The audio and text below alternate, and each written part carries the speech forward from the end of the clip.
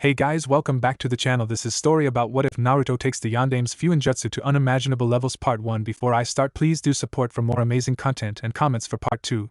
Do consider to subscribe my channel and share my video to your friends and check out the description as well. Let's start the video. Safely tucked away in the comfort of their beds, the majority of Konoha's population had no knowledge of the events taking place so late at night.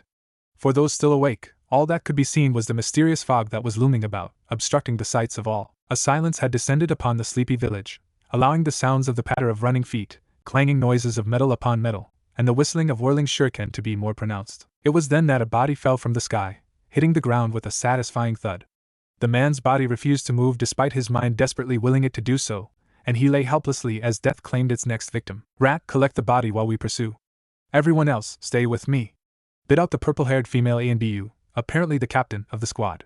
The ANBU codenamed Rat broke formation and jumped to the street, only to receive a kunai to the throat. Shit! The female ANBU jumped at the man with full speed and slashed vertically with her sword, intending to slice the man's body in half.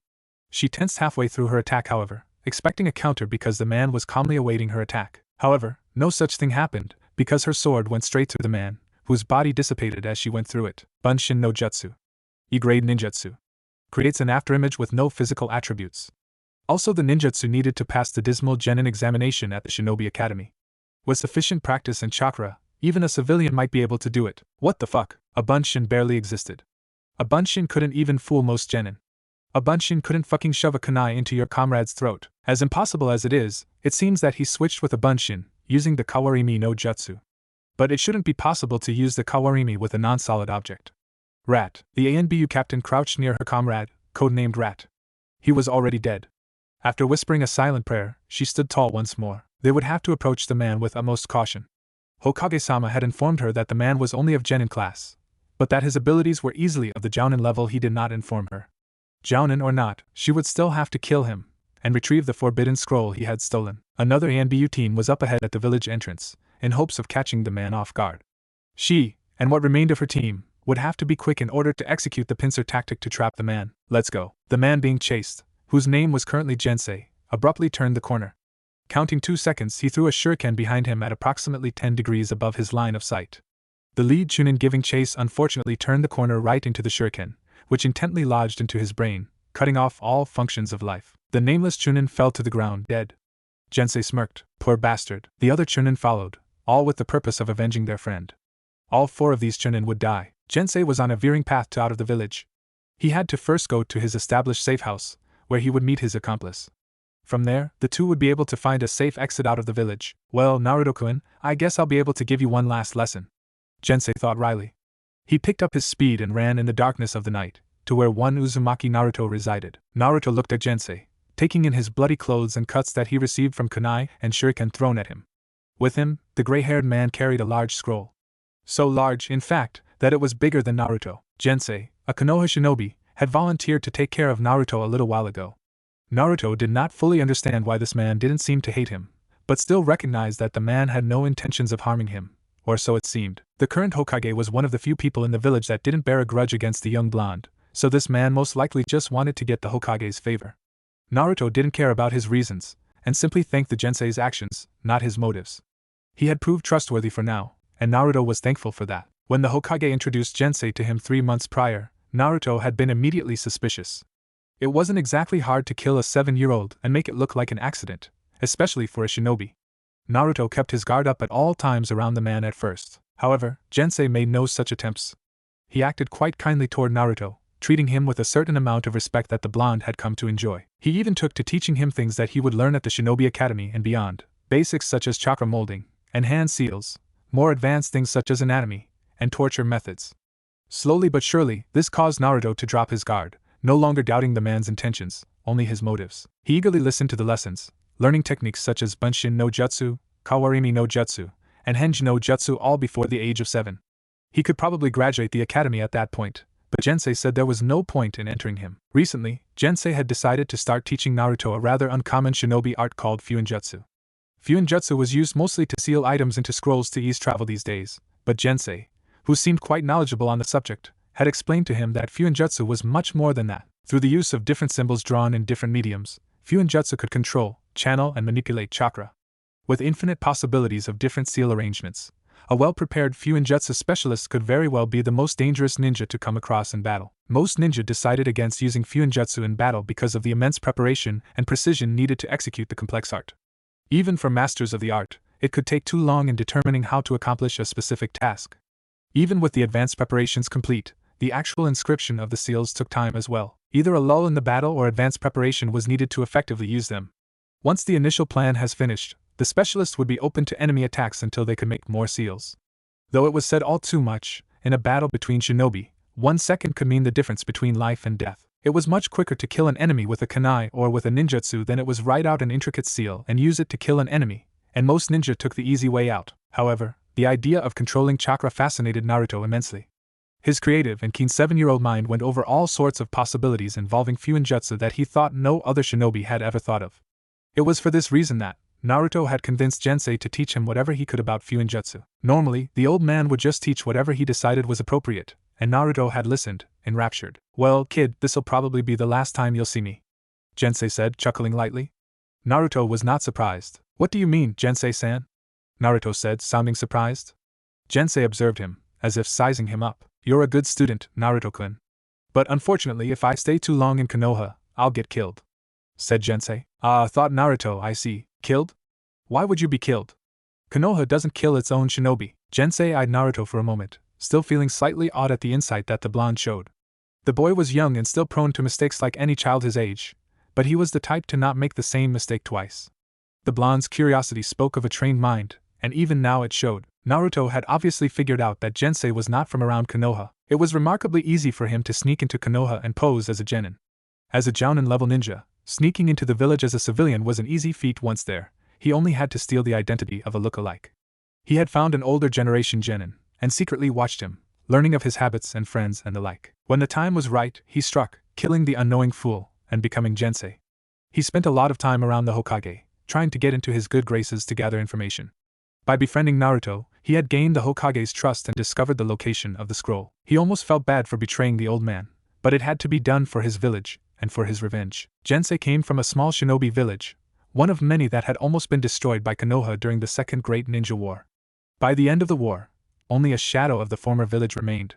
Faced with poverty and sickness, the village's very existence seemed threatened. To save the village, he sought the most valuable ninja artifact in the village, the Forbidden Scroll. With the scroll, he could learn the techniques and become a better ninja to protect his village and earn money. But unlike some of the other artifacts in the village, when he finished learning the techniques, he could sell the scroll to another village for quite a lot of money. "Spill it, kid. How did you know I wasn't a Konoha nin?" he questioned. Naruto regarded him seriously for the first time. "Konoha doesn't try to kill its ninja for no reason." Jensi chuckled once again. "Friggin' kid is good. I can't wait to see what he'll grow to be." "Well, I have about an hour or two at most, so I think I'll let you go over this scroll once.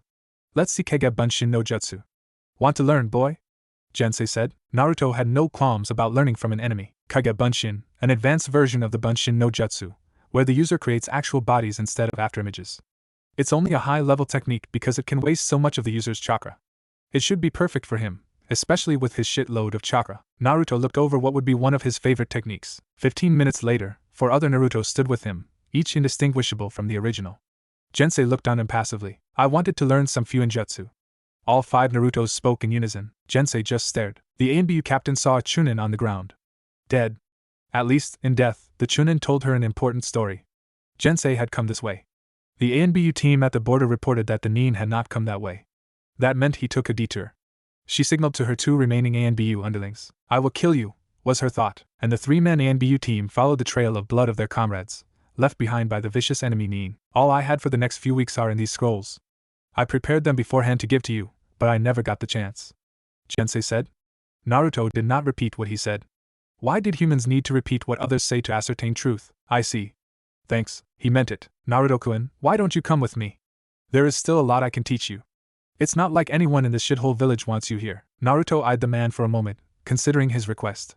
The whiskered blonde knew that the possibility of him having a better life as Jensi's student existed. However, there was more reason for him to stay. He could either be with one person who seemed to care about him, or he could be with a village that didn't care about him. But he at least knew where he stood with the village. Jensi was a wild card. Naruto didn't want to answer. "If I say yes, I'll get in trouble if we get caught.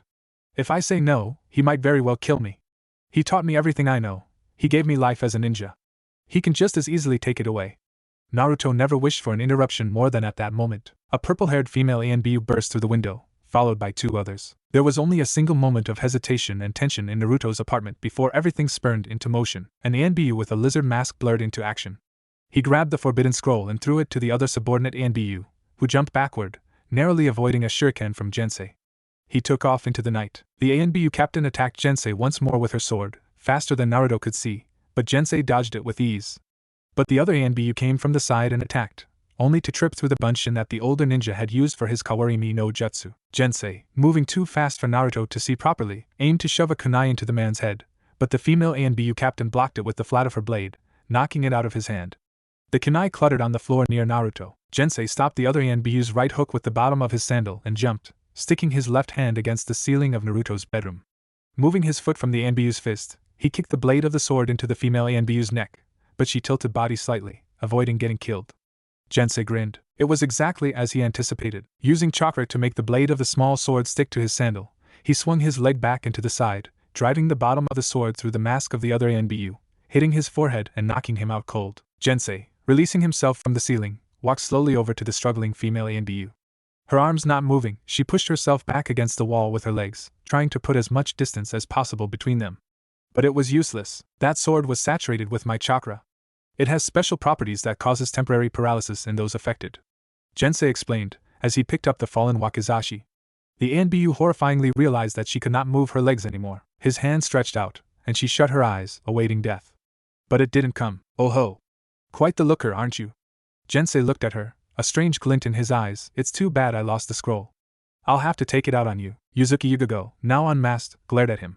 But she could do nothing as he grabbed the wakizashi once more, Jensi's paralysis preventing her from moving. Naruto-kun, watch closely, Jensi said cheerfully, gripping the small sword in his right hand, holding the flat against Yugago's pretty face. Torture and interrogation is important for a shinobi to learn. There was no answer. Naruto-kun? Jensi suddenly felt a stab of pain in his back. The sword slipped from his hand and fell to the floor. He turned around, facing Naruto, who was facing him, shaking. Yugago saw that he had a kunai in his back, crudely inserted into his back. Naruto, he gasped out, you little bastard. Jensi's hands reached out to strangle him, his usual quickness lost to anger, but his hands went through. Kawarimi with Bunshin no Jutsu. My technique. Little bastard. However, Jensi was not completely without his skills. Naruto, who had appeared to his right, was unprepared when Jensi's hands shot out quicker this time and choked when they wrapped around his throat. He's still too much for Naruto to handle, even with a kunai in his back. After everything I taught you, you little shit, but no matter. Jensi couldn't focus his mind enough to finish his sentence. Naruto's vision was getting blurrier by the second, and his lungs hurt. He was dying. Instinct kicked in when he kicked and clawed at Jensi, who abruptly dropped him. The effect of the kunai in his back was kicking in. Jensi stretched his arm around his back and ripped out the kunai, ignoring the blaring pain that came with the action. He was going to kill this little bastard. Jensi stumbled forward with his kunai, aiming to kill. Naruto fumbled trying to perform the Kawarimi no Jutsu, but it was too late. Luckily, his aim was off, and he missed Naruto's heart, piercing his stomach instead. Naruto screamed out in pain. I don't want to die. This time, tears blurred his vision. Please somebody save me, he screamed again when the kunai was being turned slowly in his stomach. Jensi smirked cruelly before slowly taking it out, prolonging his torture. To think I was going to make this kid my apprentice. Jensi lifted the kunai, to forever end the miserable life of young Uzumaki Naruto. A horizontal slash, his head was completely separated from his body and it rolled onto the floor, blood pouring out in copious. The body fell to its knees, and finally onto the floor, more blood flowing onto Naruto's bedroom floor. Behind, Yuzuki Yugago was panting heavily, with her blood-stained wakizashi in her hand. She had done it. Jensi was dead, his head severed from his body. Yugago had forcibly recovered from her paralysis, and just in time. The boy who had saved her life would have died if it weren't for her timely intervention. Naruto weakly looked at the beautiful woman, who dropped to her knees in exhaustion, still affected by Jensi's paralyzing chakra. She crawled forward with a strange look in her eyes, an emotion he wasn't used to seeing. She's worried about me, was the last thought that went through his head before he passed out due to blood loss. Yugago continued to crawl to Naruto, but she had no idea how she was going to get him to a hospital in her current state. She reached for him and carefully put his head into her lap.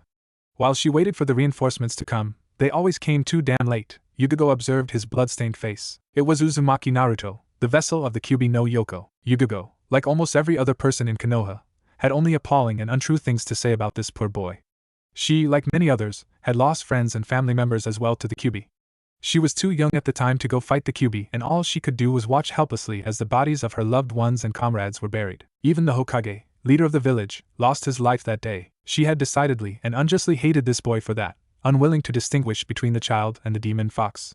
However, she had never encountered the boy before that night, so she would never know if her feelings would have made her see him as a monster. But after this night, after he saved her life, she could not hold on to the hatred she had felt. She realized how fickle her hatred was when she actually did meet the boy. While Yugogo did not comprehend why this boy stopped the despicable old man in his attempt at torture, why he didn't feed off of loneliness the way another child might have, she couldn't help regretting the feelings she had before. How much unnecessary pain has this child been through, she thought. While he may never know the unkind thoughts and comments she had about him before, Yugogo, ever one for moral uprightness, resolved to make it up to him. A lone figure came in from the window. It was a ninja she did not know, but he wore the Hittite with the symbol of the leaf emblazoned on it. She sighed in relief. Quick! We have to get him to a hospital quick, Yugogo told him. Everything was alright now. And after Naruto was released from the hospital, Yugogo would make it up to him. However, the ninja was not in any rush to take Naruto to the hospital. He glanced at the head of Jensi, and clicked his tongue in annoyance. Idiot was always too sadistic for his own good. I'll have to clean up his mess. The ninja took out a kunai. I told him to choose another place to rendezvous, but as usual, he fucked up. Yugogo stared at him in horror. An accomplice? Reinforcements aren't coming. Sorry, but you have to die. The man said. Any last words? This was the worst possible thing that could have happened. She could barely move, her energy having gone after being paralyzed by Jensi. I'm at a serious disadvantage. I'm tired, all I have is this wakizashi, and I can't let any harm to come to Naruto. On top of this, he has to get to the hospital soon, or he'll die. Yugogo was at a loss at what to do. At the very least, I can stall. She opened her mouth to reply to him, only to be interrupted. Too late! The man yelled, and he blurred in motion. No! Yugogo only saw a glint of silver, before her body slumped to the floor in relief. Her ANBU partner had woken up. Not today! He grunted, after having shoved a kunai through the man's ear. It was over. Come on, senpai, let's get you and the kid to the hospital, the ANBU said. There was a hole in his mask, but it was still intact. Naruto, Yugogo said weakly, I'm okay, save him. I order you, don't worry, Yuzuki-senpai, I'll make sure he lives. Her fatigue overcame her, and Yugogo finally slumped into blissful sleep. Her comrade picked up both of them, and after flaring out a chakra signature, sped off to the hospital, intent on saving the boy's life. Geku Hate rubbed the back of his neck sheepishly. He didn't know what to say. It was a direct order, and he obeyed. It's okay, senpai, you don't have to owe me anything, he pleaded. The woman in front of him was bowing. Her long, purple hair came over her head, blocking off her face. It hung just above the floor. Regardless, if it was not for you, Geku-san, Uzumaki Naruto and I would surely have you, Yugogo said, still in her bow. Hate sighed. Please stop bowing, Yuzuki-senpai. Yugogo straightened up. Truly, it's fine. I couldn't have disobeyed you even if I wanted to. You gave a direct order, remember? Besides, I couldn't let my captain die. Yugogo smiled sincerely at him. She reached into her kunai pouch and pulled out a scroll. Hate looked at it apprehensively. Sealing was a more obscure shinobi art. Anyone who could use sealing effectively would be someone to be wary of. Please take this as a token of my gratitude, Geku-san. Yugogo held the scroll between her thumbs and index fingers, and did 3 quick hand seals. She rolled it open, and a katana popped out, as if by magic. This katana has aided me in many battles, saving my life countless times. ANBU missions are very dangerous. I wish for you to keep it. It may very well save your life. Yugogo explained. Hate gingerly took the katana from her without complaint. I heard you were a budding swordsman. Maybe it will be of greater use to you than me, Geku-san, Yugogo said. Hate, he replied, getting the feel for the katana. Yugogo looked at him, surprised. He smiled. Call me Hate. Yugogo smiled in return. Then, I must insist you call me Yugogo. Yes, Yugogo-senpai. Hate replied. Yuzuki-san. Yugogo turned. It was one of the ANBU commissioned to guard Naruto. He is awake, and Hokage-sama requests your presence. Yugogo nodded at Hate, and left with the ANBU. Naruto's eyes fluttered open suddenly, and he shot straight up out of bed. However, he quickly regretted his sudden action, as his stomach flared up in pain. He couldn't help but cough. Well, at least I know I'm alive, he muttered, rubbing his aching stomach. Naruto looked around. He was in the hospital. He spotted an ANBU at the door, regarding him silently. He moved to get out of bed, but the ANBU, who crossed 3 meters in the blink of an eye, pushed him back in. Naruto glared at him, but the ANBU was unfazed. I was ordered to not let you out of bed. Naruto got back into bed. Where is the sandame? He asked. The ANBU did not say anything, returning to his original position. Naruto sighed. There was no helping it. But he had more important things to think about. That woman must have saved my life. Naruto's fingers moved to his chin, as he closed his eyes in frustration. But before he could ponder about this, the Sandaime Hokage followed by the very woman that saved his life came into the room. "Ah, Naruto-kun. You're awake," said the Sandaime, looking him up and down. "Yep," was Naruto's short reply. He noticed that the purple-haired woman was looking at him intently. "Damn. She definitely wants something from me. I'm sure you'll be happy to know that you will make a full recovery. Still looking. You were very close to dying. Stop staring at me." About the man known as Jensi. "She's not stopping." Village in Earth Country that was nearly destroyed by Konoha. Naruto bit his lip. Have returned his body to his village, as a safety precaution. His mouth quivered. Allowed out of the hospital tonight. He couldn't hold it in anymore. "Our clothes for you to wear." "Stop looking at me." The Hokage and Yugogo reared back in surprise. Yugogo's cheeks reddened. She was embarrassed. The Hokage glanced at her. "Naruto, this is Yuzuki Yugogo. She saved your life last night," said the Sandaime. "Yugogo-kun asked to see you with me." Naruto looked at her, and took a deep breath. "Thank you for saving my life," Naruto said quietly. "It was nothing," Yugogo replied quickly. The Hokage glanced at her in surprise.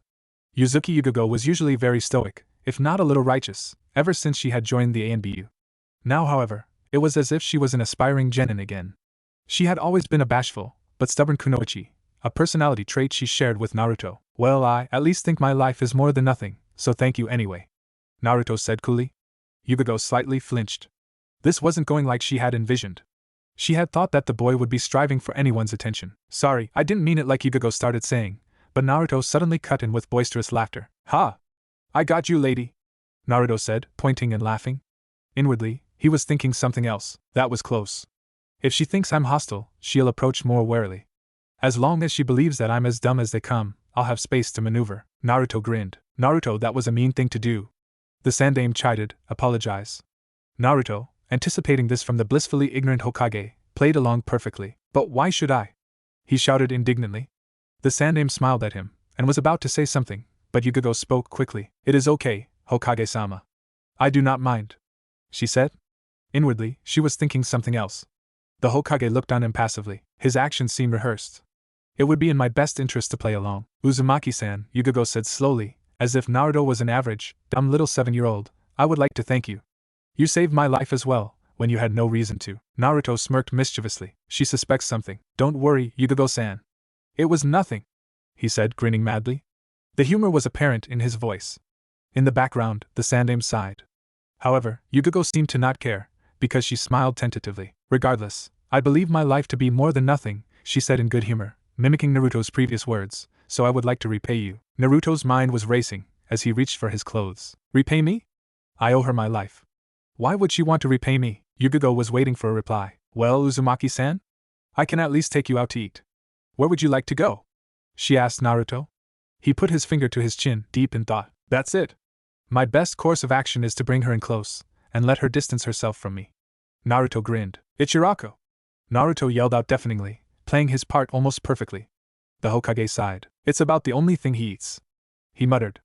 Yugogo heard him. "If he only eats ramen at Ichiraku, then why did he have to think about it?" was her thought. "He's definitely smarter than a regular 7-year-old. What is he planning? Well, let us go to Ichiraku's." "Will you come, Hokage-sama?" Yugogo asked, knowing he could not. "No, sorry. I have other matters to attend to," the Hokage said. "Stay in good health, Naruto. Also, report to my office tomorrow. I think I have something you'd like." The Hokage nodded at him, and gave Yugogo a discreet, but meaningful glance before leaving. "Okay. Let's go, Yugogo-nichin," Naruto said, smirking inwardly. He could eat ramen with the best of them. She had no idea what she was getting into. Yugogo, on the other hand, was trying hard not to feel pleased. She felt like she could be a big sister figure for him, but at the moment, she knew that he was faking. If anything, she wanted to earn the title of big sister properly. So she schooled her face into the usual cold impassiveness like all ANBU had been trained to exude. "Okay," was her short, crisp reply. She did not let any emotion into her voice. To his credit, Naruto kept the grin on his face. Inwardly, however, he frowned. She seems to be catching on. But she revealed her hand too early. "I don't know exactly what she wants from me, but I know it involves me in some way. I acted too well, that's why she suspects me. My actions were natural, they were rehearsed. She must have caught that. But I didn't slip up, not like she did." The blonde carefully avoided looking at Yugogo, and just shrugged his shoulders before running, once again leaving her behind. Yugogo followed him. The glance that the Hokage had given her told her a lot. The main message was, be careful. Of what though? She was just going to treat a little kid to some ramen, right? Tucci sighed as he was making his next batch of noodles. He wasn't sure how much longer he could continue to make noodles. The revenue from the stand was dwindling, and he might soon be forced to retire it, despite hating the fact that he'd have to do so.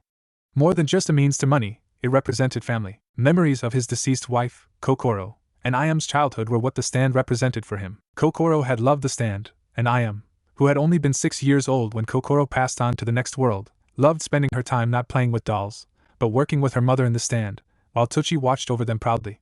Those times were truly the happiest in his life. Kokoro had been the pillar of their small but happy family. However, around 7.5 years ago, it all went downhill. Ayam had fallen ill, playing in the rain with her friends.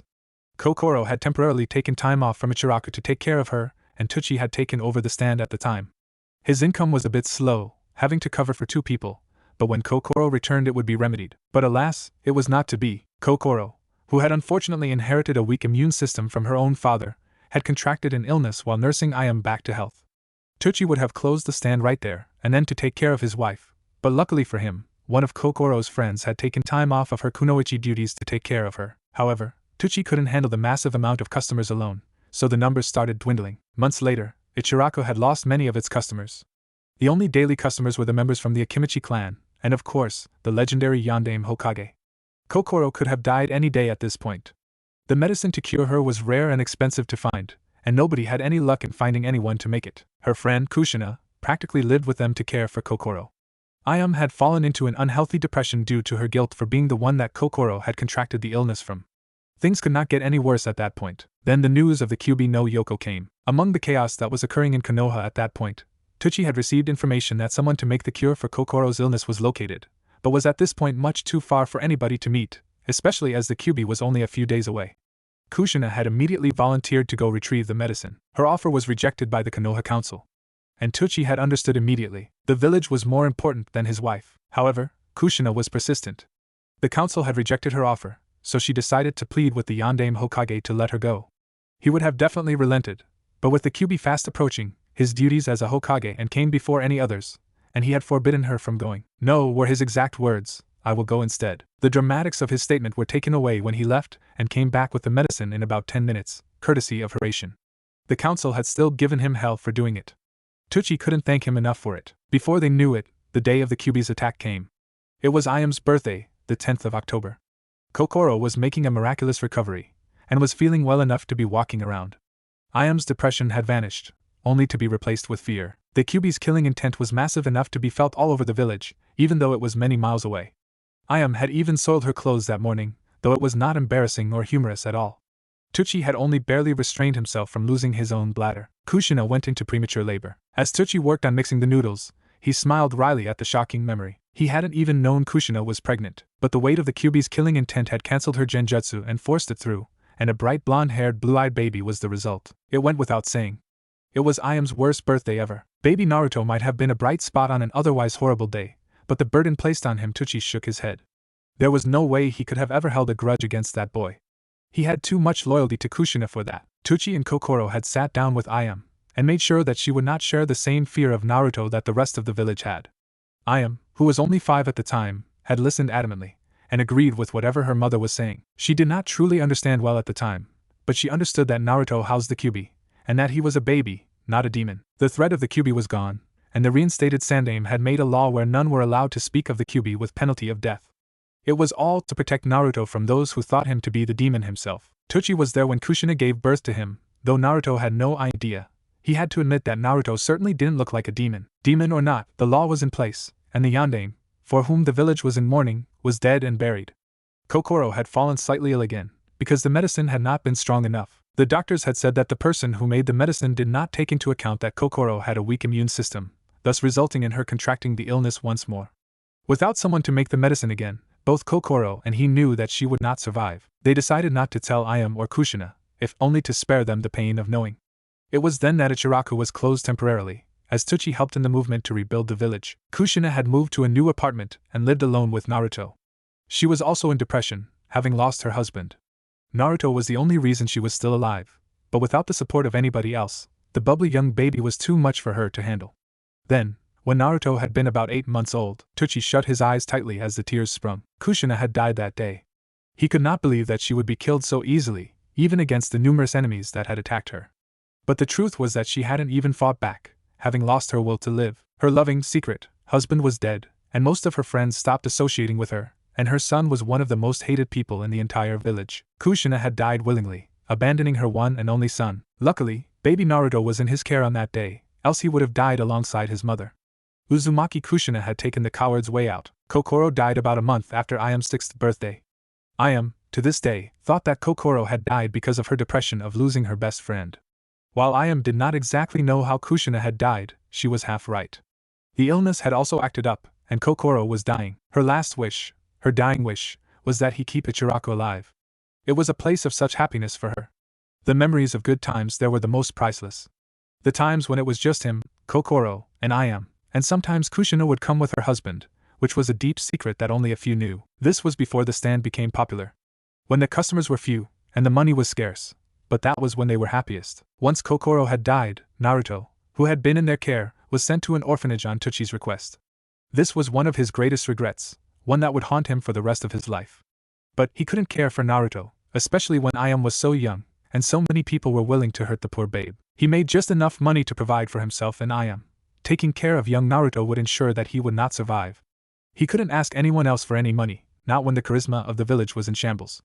Many shinobi had died in the attack. Civilians were being asked to do some jobs that shinobi would normally do. Tuchi knew, no matter how much he denied it, that by sending Naruto to an orphanage he had destroyed the boy's chances of having a happy childhood. Ayam had even questioned why he couldn't keep Naruto, but he had lied to her, not wanting to admit it. He had not wanted to admit that he was a coward, that he was running away, and with the way things were looking now, Ichiraku may not have long to go. What am I going to tell Ayam, or Naruto for that matter? What would you think of me, Kokoro? Tuchi sighed wearily. He couldn't stall much longer. Sooner or later, he'd have to tell them. Yugogo stared, and stared, and stared some more. Her fingers trembled. One of her eyes twitched. She was biting her lips. This brat, was what she was thinking. How such a small child could pack away so much ramen was beyond her. He had just eaten the equivalent of a C-rank mission pay. In one sitting. The chef, whose name she learned was Tuchi, grinned at her. Yugogo understood. She wasn't the first person the Gaki had done this to. I'm stuffed. Thanks a lot, Yugogo Nichin. Naruto couldn't keep the mocking grin from his face. The stack of ramen bowls was teetering. Yugogo reckoned it was about as tall as her if she stood beside it. Thanks a lot, you're welcome, was her cold reply. She didn't have to force herself to keep a frosty tone. She wanted to strangle the kid. This was his plan. He was going to eat away all of her money. Well, it isn't going to work. I'm going to be part of your life whether you like it or not, Naruto-kun. Yugogo was adamantly thinking. Naruto was thinking something else, something more devious. Just one more push, and she'll think twice before trying to mess with my life. Naruto put his hands behind his head. We should do this again, Yugogo Nichin, he exclaimed, grinning widely. Yugogo regarded him with a small smile on her face. He looks cute. In a fake, devious, sort of way, of course. Yes, we should. It was fun. Naruto's grin slipped very slightly, but Yugogo caught it. Yugogo smirked inwardly. Got you. Actually, I think I want another bowl. Tuchiaken. Beef ramen, Naruto said, even though he could barely eat anymore. Coming right up. Tuchi grinned. If Naruto keeps bringing people like this, he thought jokingly, maybe I'll be able to keep the stand. Yugogo held back her glare. The kid was going to eat until he puked. Silently, Yugogo took a scroll out of her kunai pouch. Naruto watched her curiously. She bit her thumb, drawing blood, and rolled open the scroll. Naruto saw a 4-column array. With her blood, she made a circle and drew a pull seal inside of it while focusing a little chakra for a sacrifice. Immediately feeling the slight pull in her brain, Yugogo concentrated her chakra to the right amount and made a tiger hand seal. In a small poof, money popped out. Naruto was flabbergasted. Fuinjutsu. Yugogo placed the money on the counter. This should be enough for the meal, Yugogo said indifferently. She noted the shocked look on Naruto's face. Looks like he's interested in Fuinjutsu. Shaking his head, Naruto said his graces once more before digging in feverishly. As if he hadn't eaten a stack of ramen earlier, itadakimasu. As he was eating, Naruto felt a pair of arms encircle him, and felt another cheek rub into his own whiskered one. Good evening, Naruto-chan. Naruto quickly swallowed the noodles hanging from his mouth before protesting. Get off, I am Nichin. When he looked back on the day, he thought that it had been a bad idea on his part to swallow the noodles so quickly. I am backed off, pouting. TCH, so mean? Smiling at Yugogo, she entered the stand, greeting her father and dropping off her school bag, before pulling up a chair and sitting across from Naruto. Ayam sighed as she propped her elbows on the counter and placed her head in her hands, leaning forward on the counter. She looked at Naruto. You're so lucky, Naruto-chan. I bet Ninja Academy will be so much more fun than regular school. Today was so boring. Naruto did not reply. He was sure that more than words would come out of his mouth if he did. Anyway, where were you these past 3 days? Why do you look so green? Ayam said, backing away looking at Naruto's face. GRK. Naruto, in response, jumped from his stool and ran to the nearest alley. Yugogo followed after him, if only to mock him. After emptying the contents of his stomach into a dumpster, Naruto bent over breathing. Yuck, I hate the taste of vomit. Yugogo, who was unfazed at the sight of vomit, grinned viciously. Maybe you would like another bowl to take away the bad taste? Naruto bent over the dumpster again. Yugogo kept grinning. That'll teach him. Naruto walked back looking much better, but he was disgruntled. Yugogo had an amused look on her face, no doubt finding humor in Naruto's misery. Eh? What's wrong, Ayam-nichan? Naruto questioned, having caught sight of her tearing eyes. Naruto too sat in the stand. Ayam choked out, tears falling fresh from her eyes. He wants to close. No way. Naruto slowly turned to Tsuchi. This couldn't be happening. How could he? This is the one true place he could call home. Why? Do you need money? Is it all the free meals you gave me? You don't have to give me any more free meals. I'll give you money. Why? Naruto was getting hysterical. Tears were threatening to spill. Yugogo looked at him, surprised. The boy was very resilient from what she had seen so far. Why was he breaking down so quickly after hearing this news? He must really love his ramen, was her thought. But as Yugogo saw the seriousness of the situation, she didn't think it was so funny. Naruto, I'm sorry. Really? But I can't afford to keep it, was all Tsuchi could say. Naruto immediately felt worse. Tsuchiakan, he can't afford to keep it. If he does, then what will happen if he goes bankrupt? What will become of Ayam-nichan? Naruto thought sadly, am I being selfish?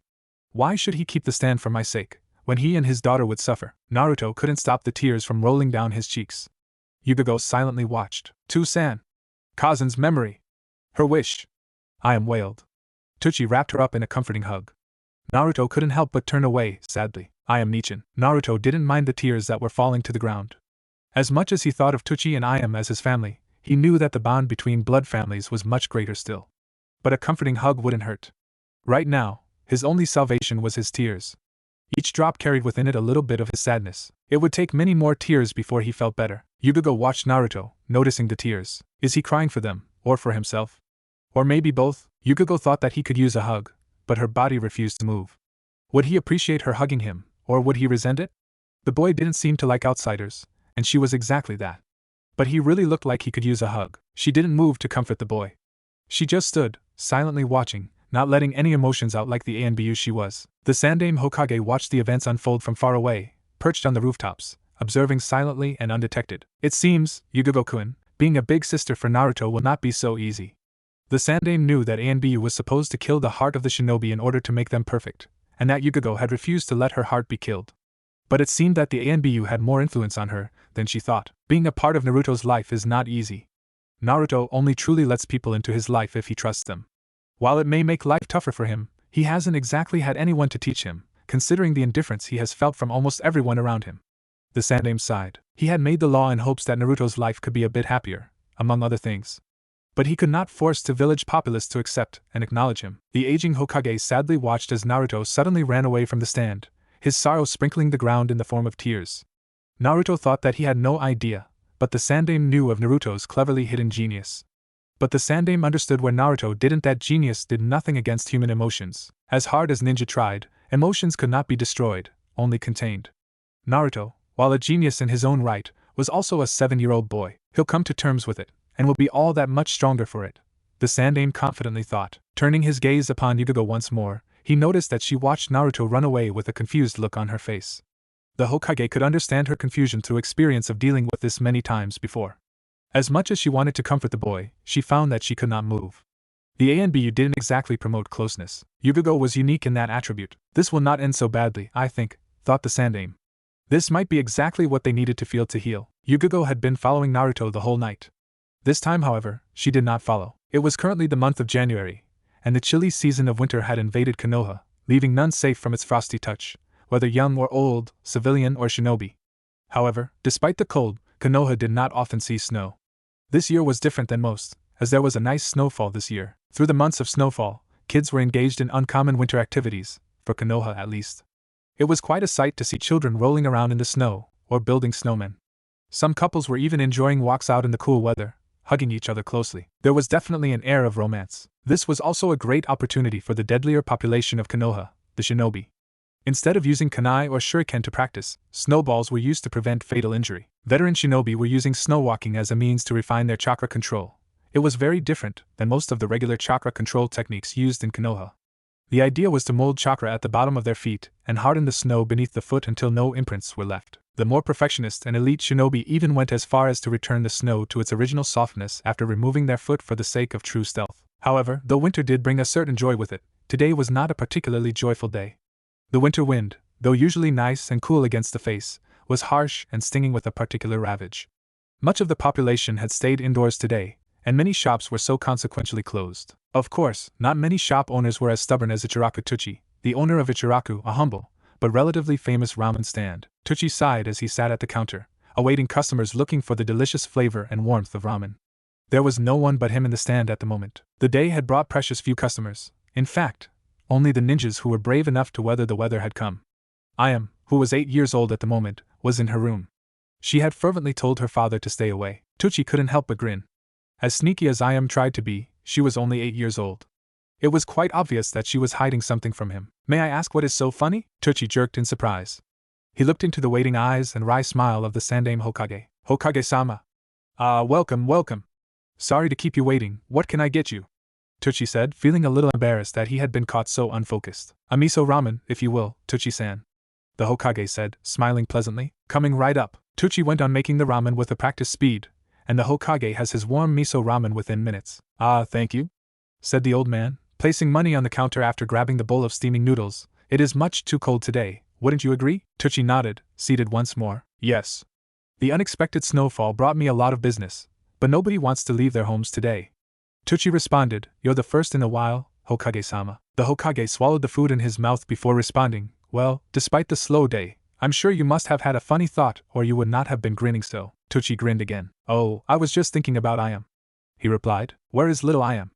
I was wondering why I didn't hear her delightful voice upon entering the shop." The Hokage asked, drinking the last of his ramen. "She's locked herself in her room," Tuchi replied, smiling. "Not before telling me that I was not allowed in under any circumstances." The Hokage gave him an inquiring look. "For the past week, she's been hiding away in her room most of the time. She always asks to eat in her room, and is eating more food than she usually would. And she goes to take a shower, while coming out looking like she hasn't showered at all. I'm sure it is quite obvious what she's trying to hide from me," Tuchi said. The Hokage chuckled. "I must say, she's a lovely girl. I'm afraid that not many girls her age would be able to bear the responsibility of taking in a stray and making it her pet," he replied. "Do you know what it is yet?" Tuchi shook his head. "I'm not sure, but I believe it to be a cat. If not, then a very quiet dog. Ayam has enough sense not to take in something dangerous," Tuchi said. "Most parents would make their children get rid of such pets." The Hokage said, "That's a testament to your great parenting skills." "Well, she'll have to let it go eventually," Tuchi said gruffly, not used to being praised so easily by the Hokage. "I think I'll let her keep it until the snow dries up." "I hope the creature isn't sick or infected," said the Hokage, worriedly. He looked at the bowl of ramen he had just consumed. Tuchi let out a sharp laugh. "Don't worry, Hokage-sama, I haven't let Ayam near the food," Tuchi said. "Anyway, I don't think I'll confront her about it, unless it becomes trouble." "I'm glad, Tuchi-san. The smiles of the children must be cherished. It is their happiness that keeps these old bones going," the Hokage said. "Ah, well, I must be off. The work of a Hokage never ends, I'm afraid," the Sandaime said sadly. Tuchi nodded. "Well, thank you for coming, Hokage-sama," Tuchi said. "Please pass on my greetings to Ayam-chan. Take care." After the Hokage left, Tuchi decided it was a good time as any to close up for the day. It didn't seem like anyone else was going to come. Perhaps tomorrow would be a more fruitful day. "Tu-san, I'm gonna eat in my room." Tuchi suppressed his grin. Just because he was letting her keep her stray didn't mean he could give her a hard time for it. "You know, Ayam-chan, you've been eating a lot lately," Tuchi said in an offhand approach. "Oh, Ayam seemed flustered for a moment before recovering. "I've just been feeling hungry, that's all." "Oh, don't eat too much, or you'll get fat." He poked her stomach, inciting a giggle. "I'll be fine." Ayam suddenly looked at him accusingly. "Don't come." Tuchi held up his hands in surrender. I won't. He watched as Ayam put food for two into a tray, along with some milk. "Yes, most definitely a cat," Tuchi thought, grinning as she left. A loud clang jerked him awake. Tuchi rubbed the blurriness from his eyes. The noise had come from the stand. Was it a burglar? Tuchi hurriedly, yet cautiously headed to the stand. As he came closer, he heard a familiar voice. "Oh, I hope Tu-san didn't wake up." Tuchi sighed softly in relief. It was just Ayam. But what is she doing up at this hour? Tuchi thought, perhaps feeding her pet? Tuchi's thought turned out to be correct. "Bet you never had ramen before," she chirped. Tucci backed away a little, so it would appear that he was farther away. Ayam? Tucci called, walking slowly to give Ayam the chance to hide her pet. What are you doing up this late? Oh no! Quick, hide here! Stay there! Tucci could hear Ayam's whispered voice. He waited a few seconds before stepping out. She was standing in front of the sink, with her back to the cabinet doors. So that's where she's hiding it. Tucci thought. Tu-san. Oh, I was feeling a little hungry, so I thought I'd have some ramen. Hehe, Ayam said, grabbing a half-eaten ramen bowl. She made to eat from it, but Tucci stopped her. It's okay, Ayam. You don't need to convince me anymore. I already know. Tucci said. He hated to do it, but if her pet really was sick then he couldn't have it in the stand and eating from the same bowls that he served to customers. Ayam looked shocked at the fact that he knew. She had tried her hardest to hide it. I'm sorry! She wailed, but he was outside alone, and he ran away from home, and I couldn't just let him stay outside in the cold, and it's okay, Ayam. Tucci interrupted smilingly. I'm not making you get rid of him. You're not, and break my little girl's heart? I should think not. Tucci thought to himself. No. It was a good thing that you've done, Ayam-chan, to take care of something. It is one of the greatest joys someone can have. He said. Now, I'm guessing the poor fellow was hungry? Tucci said, bending in front of the sink cabinet doors. Yeah, he woke me up. He can eat so much.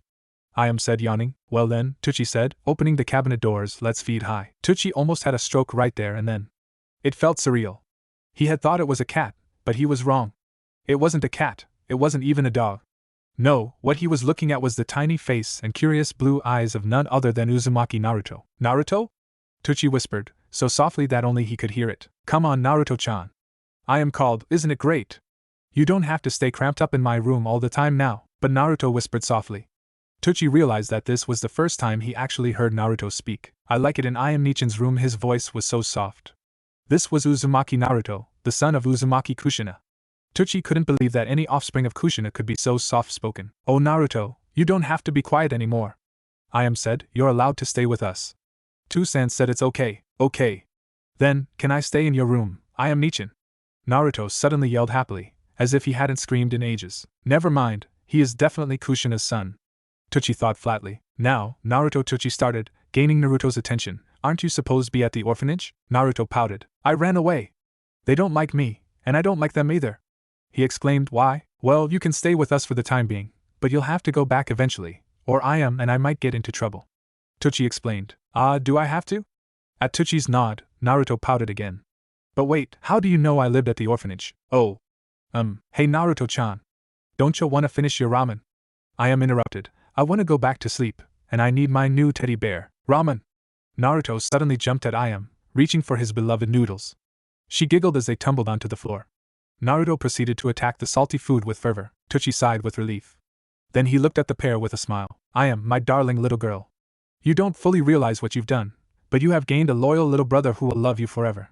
He couldn't help but think fondly. He watched as Naruto finished his ramen, and as Ayam dragged her new teddy bear back to bed. And a ramen lover. I can't wait until he gets some money. I just know I'm going to make a fortune off him alone. Tucci rubbed his hands in anticipation. Itadakimasu, rang Naruto's voice, as he attacked his ramen voraciously.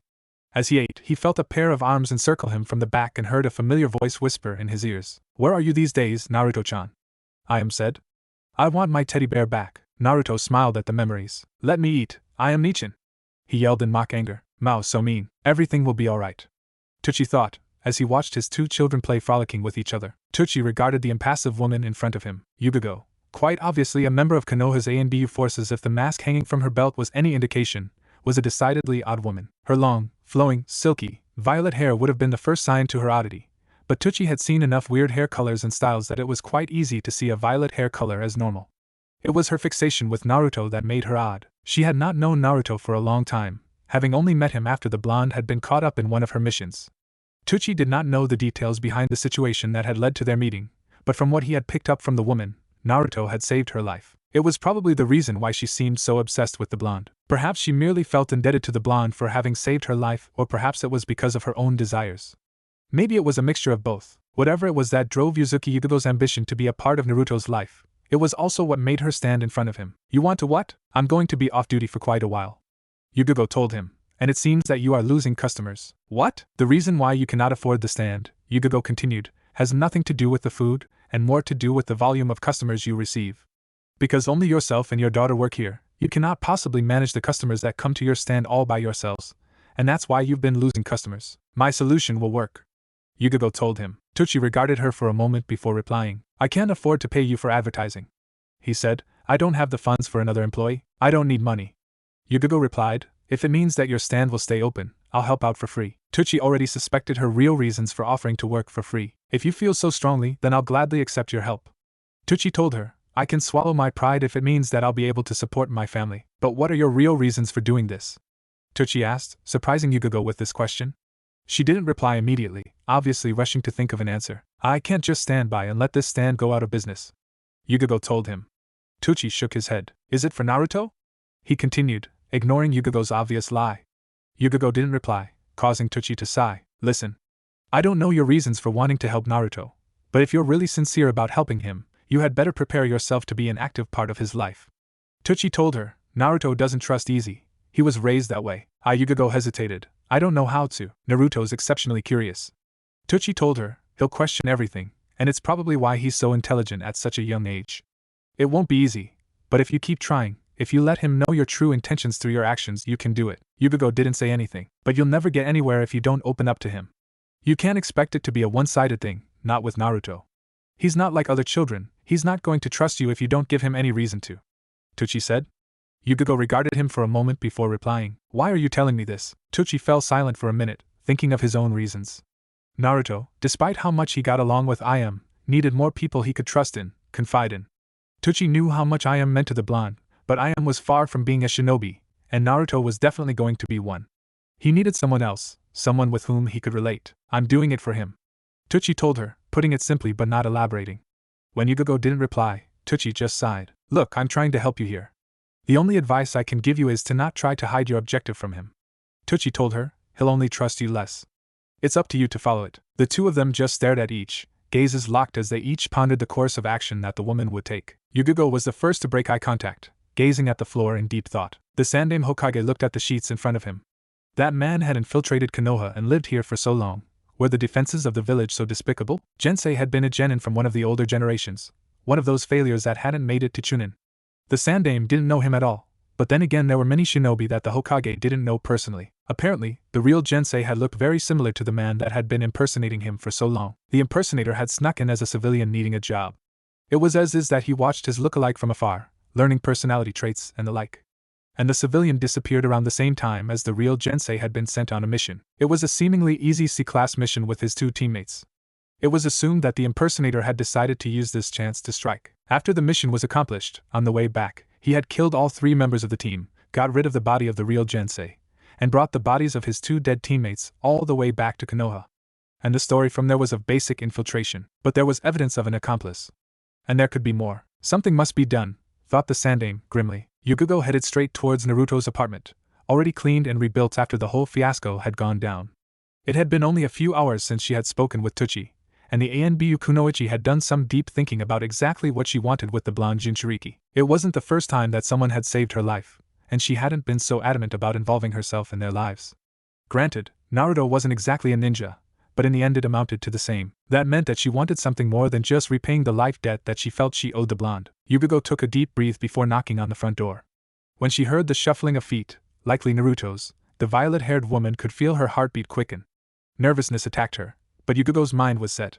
She wasn't about to falter now. The door creaked open, and Naruto stood inside, regarding her with no small amount of surprise. Yugogo-san, Naruto said softly, pausing for a moment. The two of them watched each other, the blonde uncertain of what the woman wanted and she uncertain of what he was thinking. What are you doing here? Naruto asked. Yugogo took a deep breath again. I wish to speak with you, Uzumaki-san. Yugogo told him, her voice unwavering. May I come in? Naruto looked at her with suspicion, but backed away nonetheless, granting her entrance into his small apartment. Yugogo stepped beyond the threshold, going inside past the blonde.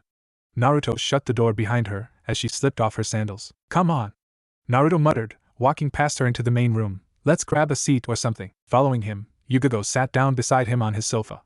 Naruto's apartment was quite small, a single room with an attached kitchen, bathroom, and bedroom. The blonde had all the necessary furniture, rugs, dining table, sofa, and a television, but not much else. She noticed a shelf in the corner of the room, full of books and scrolls, and a few plants here and there, but apart from that it was barren, an apartment that could house one or two persons. Well, was there something you wanted to talk about? Naruto asked, his voice sounding duller than Yugogo had ever heard it. He was probably still upset over Ichiraku's impending bankruptcy. That other night, when we were at Ichiraku, Yugogo started, noticing the blonde twitch. I noticed you looking surprised when I had unsealed money from my scroll. Naruto eyed her weirdly. He obviously had not expected this. Yeah? It was fuinjutsu. The blonde said, what about it? Are you interested in fuinjutsu? Yugogo asked. Naruto paused at her words. I've experimented with a few seals here and there, it's a pretty interesting art. Naruto replied, unsure of what the woman wanted. What would you like to learn? Yugogo asked, dropping the bomb without any subtlety as all. Naruto eyed her with a surprised look on his face. Learn fuin, you want to teach me? Naruto asked her, flabbergasted. Why? Yugogo bit her lip, hesitating for only a moment, but remembering Tuchi's advice, she powered on. There are a lot of reasons, and I don't think I know them all myself. Yugogo told him truthfully, you saved my life that night, and I do feel indebted, but it's more than that. I grew up as an only child, and my parents decided to not have another child. Yugogo told him truthfully, I've always wanted to have a sibling, someone to whom I could be a big sister. Naruto watched her with bewilderment, understanding what but uncomprehending why of what she was trying to tell him. I thought that perhaps, because the opportunity presented itself, maybe there can be more to us. Yugogo finished awkwardly. As Yugogo waited silently for him to speak, Naruto opened and closed his mouth a few times before replying. So you're saying that you want to be my big sister? Naruto asked, speaking clumsily. Yugogo didn't reply, only ducking her head slightly at Naruto's incredulous gaze. Naruto just gaped at her, disbelieving what she had told him. The two sat in silence as Naruto tried to get his mind around her request. Yugogo trembled nervously for a moment. She may have been ANBU, a cold and collected kunoichi of Konoha, but she had just told the blonde something personal, something that could have been considered a weakness. I understand if Yugogo started, but Naruto cut her off. If you're really sure, Naruto said, I guess there's no harm in trying. It was Yugogo's turn to look at him with disbelief, having expected him to refuse to have anything to do with her. If anything, Yugogo looked hopeful. Then Yugogo said, trailing off. Naruto just shrugged, and an awkward silence befell upon the two. They sat quite uncomfortably on Naruto's couch, and it wasn't until Yugogo remembered her original offer that someone spoke. Well, how about we talk about fuinjutsu? The woman suggested to the blonde, giving him a hesitant smile. Naruto couldn't help but be excited. Sure, he didn't trust her, not so immediately, but he felt her sincerity. It wasn't like the feigned consideration that Jensi had exuded. He could feel that she was putting forth her feelings, putting some of her trust in him. Other than Naruto didn't really have anyone he could trust in. Maybe, he thought, I can give it another shot. Naruto had already explained to Yugogo whatever he knew about the what's of fuinjutsu, and demonstrated the basic sealing and unsealing method that was popular amongst shinobi that bothered to use fuinjutsu, the sealing of physical objects. In Naruto's case, he used a kunai. While he had been extremely saddened that Ichiraku was facing bankruptcy, he hadn't exactly sat around and just cried all day. Granted, he was moping around, but that didn't stop him from reading up on the fuinjutsu scrolls that Jensi had left him before his unfortunate, or fortunate, demise. That was an excellent demonstration of the basis of sealing techniques. Yugogo started, her voice sounding brighter than usual. Now, I want you to forget everything about what you just did, because it is useless. What dash? Yugogo smiled at the disbelieving and flustered look on his face. You'll notice that most seals require a complex stream of special symbols ordered in exactly the right place. That makes even the simplest of things, like sealing a kunai, a lengthy task.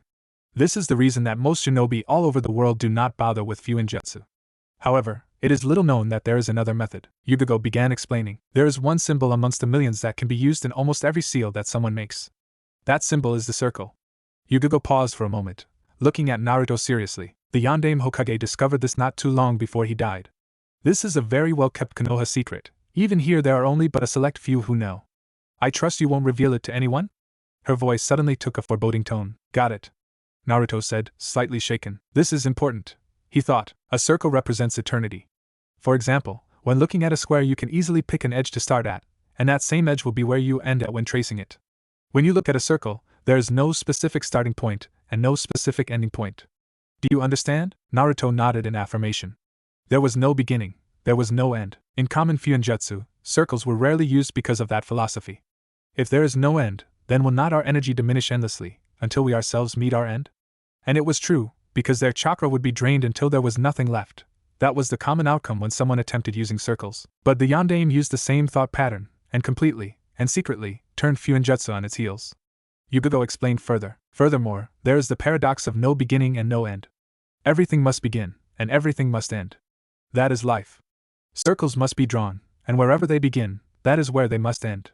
In the end, eternity is just a word, it cannot exist in real life. Now, relating this to common fuinjutsu, in order for the control symbol, I'm assuming you know what that is. Yugogo interrupted herself. Naruto nodded once more. It's the most important part of any seal. The seal requires the control symbol in order to function. Naruto explained. Correct. Yugogo said, but it's also the weakest symbol in a seal. It is not self-supporting, and the only way it will survive is with the support of the other symbols which are more powerful. However, include no control symbol, and the seal will just fall apart. The idea is very much like chakra control. Now, as I was saying, in order for the control symbol to function, it needs the support of the other symbols in the seal. They provide the power, and the control directs it accordingly. Thus, the seal will work for as long as there is chakra in the system. Now, in the style of fuinjutsu that I am teaching you, the only symbols used are the control symbol and circle. But there is one very important question: how are circles used? Naruto waited for Yugogo to answer, but realized that she was waiting for him to answer. He racked his brain for a suitable answer, and he got it. Eternity does exist in real life, and it's not even a circle, Naruto said, realizing what Yugogo was trying to tell him. Oh? And what is it? Yugogo asked, smirking back at him. Time. When you think about it, there was no way that time can begin.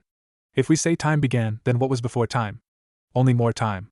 And even after we die, time will continue to exist.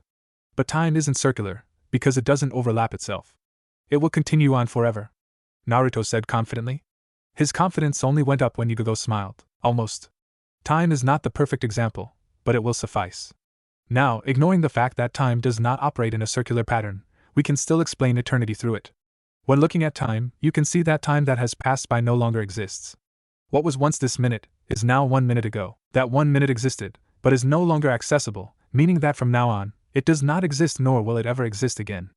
Do you understand? Yugogo looked at him. Naruto frowned in concentration. Yugogo smiled at his plight. This theory was extremely difficult to grasp for most adults, let alone a 7-year-old child. But if time isn't circular, then how can we use circles and seals? Naruto asked. This is extremely difficult, Uzumaki-san. Perhaps we should just leave the theory until you are older, and just skip to the application, Yugogo said. Genius or not, these were advanced ways of thinking. For Uzumaki, Naruto to already know as much as he did was extraordinary, but this would be a bit too advanced even for him. No, I understand what you mean about time. But time isn't circular, but we want to use it because it represents eternity. We can't draw a never-ending line in a seal, that's why we use circles. So how do we apply that concept to circles? Naruto said. Yugogo smiled, and inwardly sighed. I really should stop underestimating him. But I never expected him to understand. I wanted to test his intelligence, but he understood it even better than I did when I first studied it, and he's only 7. The best way to explain it is to think of how shinobi use chakra over a given amount of time. For example, think of the katan, Housenka no Jutsu, which fires out multiple fireballs. When a shinobi spits out these fireballs, they fly in one direction, straight at the direction the shinobi aimed for. When using this jutsu, a shinobi must concentrate their chakra to form in short bursts in order to form fireballs, or else the technique would backfire. As the chakra moves over a distance, it exists at one point for one instance of time, before moving on. Because the path of the fireballs is a straight line, they will continue to go straight and disperse upon contact. But if we somehow change this path to be circular, then the fireball would move in a circular path, and would, theoretically, continue moving in the circle until interrupted or until the chakra dies out. Yugogo continued to explain. Do you understand now, Uzumaki-san? Naruto closed his eyes and scrunched his face in thought. Call me Naruto, he muttered, absent-mindedly. Yugogo was at a loss of words. Her mouth was open as if to speak, but no words would come. Is he beginning to accept me already? She was thinking. She shut her mouth, and regarded his pondering face. His face was slightly tanned, which was rather rare to see in Konoha. His eyes, though she couldn't see them at the moment, were an astonishing cerulean. He looked very much like a younger, tanner Yondaime Hokage with whiskers, Yugogo noted. 6 whisker-like marks adorned his face, 3 on both cheeks. She looked closely at his whiskers, and regarded that to a stranger they would seem drawn on. Yet, as she looked closely, there were grooves in his skin where the marks seemed drawn, though, strangely, they didn't seem as evident on his face as they had prior to the Forbidden Scroll fiasco. These were no doubt the result of having the QB sealed in him. Naruto's eyes snapped open, and he grinned. Yugogo, to her credit, didn't react this time. She continued to look at him. Got it, he said. Yugogo raised an eyebrow. Oh? Would you care to explain? She asked, amused. The circle we draw is the path. The power for the control symbol is our chakra. As our chakra will continue to go in a circular motion, the control symbol will continue to sustain itself using our chakra as a medium. Yugogo sighed. Well, you've effectively just shaved off a lot of lessons, Naruto-san. Then she smiled softly. Well, at least now we can go straight to the fun stuff. Naruto grinned back at her. And he oddly found that he really didn't have to force it. She's not so bad. I feel as if I can trust her," he thought, strangely happy. Over the next few weeks, Naruto learned many different things from Yugogo concerning fuinjutsu. Yugogo would meet him once or twice a week to teach him different aspects, and he would be given the whole week to try to learn whatever lesson she would try to teach. To Naruto's frustration and joy, these lessons were anything but easy. It would usually take him until just before the next lesson to learn what he was supposed. Yugogo, while not an especially harsh teacher, was very expectant and demanding, but Naruto, instead of resenting it, embraced the challenge and worked diligently to learn everything she taught. However, the pressure and frustration was building up. For one thing, Ichiraku was receiving many customers, thanks to Yugogo's help. But because of the sudden influx of customers, Naruto rarely got a chance to eat there, let alone drop by for a chat. He also rarely saw Ayam anymore. Having to juggle school and working in the stand with her father, Ayam had no time to just lay down with him on the grass and gaze at the clouds like she used to, or go for a run around in the parks and generally play around like siblings would. Granted, from what he observed, most siblings were at each other's throats, but that was irrelevant. Meanwhile, to Yugogo's joy, it seemed that she and Naruto got closer with every lesson she gave. She could now say his name informally in front of him without any awkwardness on either part, and Naruto had even once called her Yugogo-nichan absent-mindedly, though he didn't realize it. The Sandaime Hokage had given her 3 months' leave from ANBU missions upon her request. She confided to her leader the intentions that she had, and he allowed her the extension. Depending on injuries, high-level shinobi received a certain amount of time for healing and recuperation, as well as training time to get back in shape before taking more high-level missions. The thought of turning to another for help was rare for many shinobi, but what many shinobi didn't realize was that aside from managing the village, the Hokage was someone they could turn to in times of strife. The Hokage would naturally be obliged to give an ear to a shinobi with a problem. A Hokage was someone that each and every shinobi should be able to turn to. The Sandaime Hokage of Konoha was an old and experienced leader, and so he could offer many different types of advice to ailing shinobi. However, despite this, many shinobi still avoided his help, lest he think them weak. Yugogo was one of the few who could throw away her pride and go to him in her times of need. Few people were skilled enough to truly hide their intentions from the Sandaime upon close scrutiny. Yugogo, despite having learned to be as emotionless as possible in the ANBU, was not an exception. It surprised her that Jensi could have done that, but his skills were geared towards deception, considering that he was a spy. However, Yugogo suspected that there was more to it than that. Jensi's real intention was to steal the forbidden scroll. If he had been a half-wit spy, he would have requested to guard the scroll. Of course, he was not stupid. A true spy disguised his lies and truths. Jensi had truthfully not intended to harm Naruto, until Naruto stabbed him in the back, pun intended. Yugogo doubted that anyone looking to pass on their skills wouldn't want Naruto as their student. That is, anyone that didn't know or didn't care about the Kyuubi. Naruto was an extraordinary student that picked up things with the speed of a Sharingan. It was a very satisfactory feeling to have such excelling students. The other factor was Naruto himself. She knew that it was probably one of the many regrets of the Sandaime that weighed heavily on his mind. The abhorrence of the demon container was common among civilians and shinobi alike. Yugogo herself had been one of them not too long ago, disgusted as she was to admit it. But there really was nothing that the Sandaime could do. He had prevented physical harm to come to Naruto, but he could not force anyone to like him. This was probably the reason that the Sandaime had allowed Naruto to be supervised by an almost complete stranger, and perhaps the saddest thing of all was the likeliness that Naruto could have had a better life on the run with the spy rather than in the village. Yugogo swore to rectify that. Considering the nature of shinobi, Yugogo was supposed to be a heartless tool wielded to maim and kill. This ideal existed across the shinobi nations and in Konoha as well. Yugogo, however, had her own ideals. She had been a naive genin at the time, but she had once sworn to never become a heartless killer. She had wanted to walk down the path where she could keep her heart, where she could keep her love for her fellow human while still being a shinobi. It wasn't an easy ideal to live by, but anything that was worth something in life was never easy to maintain. Staying in the ANBU, where all of the shinobi shielded their hearts and were supposed to be essentially cold-blooded killers, was one of the hardest things Yugogo had done. She hadn't escaped it completely. Much to her dismay, she found it hard to truly interact with other people after joining up. But she hadn't lost herself completely. She still cared for her fellow shinobi, her team. And since her life had been saved by Naruto, she had been trying her hardest to become what she once was. And that boy Naruto. He was intelligent.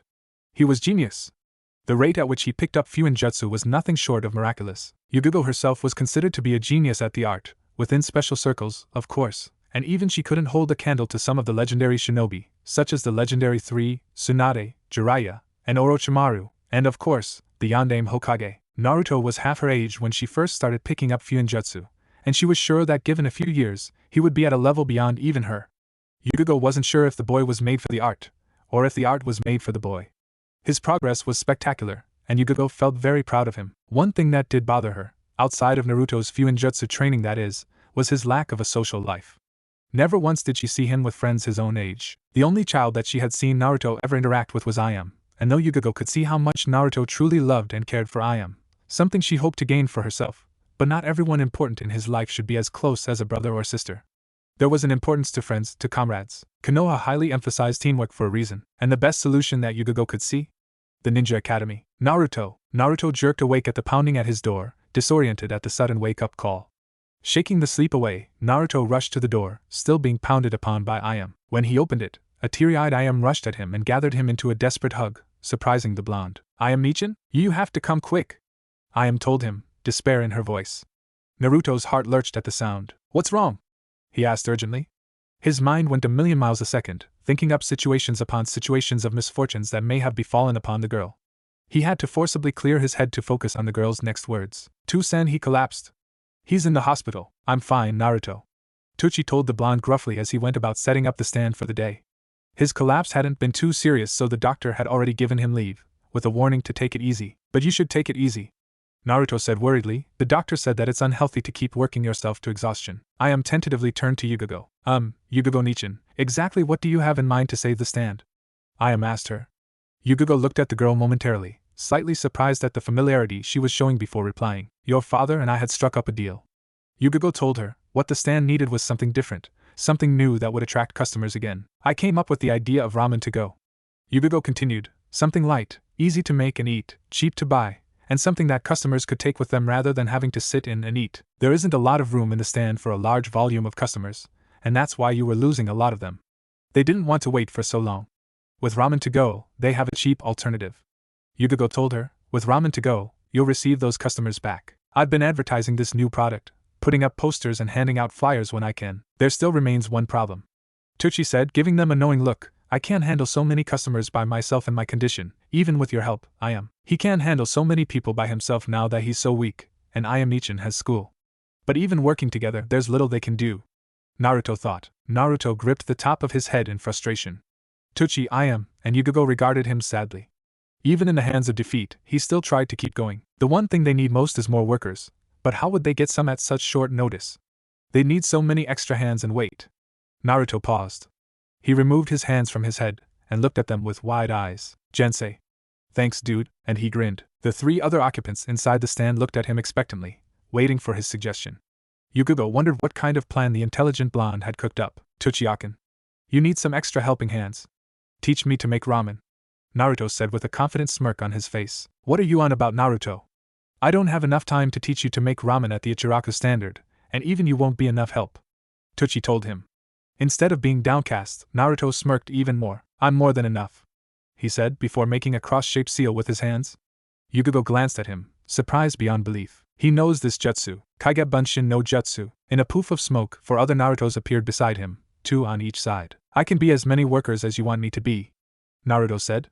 Tucci looked at the display with a wondrous expression on his face. Ayame poked at one of the clones, surprised at their solid state. "They're all solid?" The clone poked her back, and stuck his tongue out at her. She harumphed. That is amazing, Naruto. But I still don't have the time to teach you how to make ramen," Tucci said. "Everything that the clones learn, I learn automatically. So if you taught me and 4 clones how to make ramen, I could learn it in 1/5 of the time," Naruto explained. "And I'm pretty sure that I can make up to 50 clones," Yugogo spoke up. "Naruto-kun, exactly what do you mean by that? Learning what your clones learn?" she asked. Yugogo knew the technique, but she didn't know what he was talking about. "I noticed it the first time I used Kage Bunshin successfully. Jensei had taught me, and after my clones were dispelled, for some reason, I remembered looking at him from 5 different angles at the same time. It seemed a little weird at the time, but I forgot about it until now, considering what happened. But when I think about it, it makes sense. Kage Bunshin works by splitting your chakra. When it dispels, your chakra comes back, and everything it experienced mentally will be as if you experienced it," Naruto explained. "Now that I think about it, it is true. All those times that I used Kage Bunshin, I can remember doing things twice. He has an extraordinarily detailed mind, if he can notice something as small as looking at someone from different perspectives."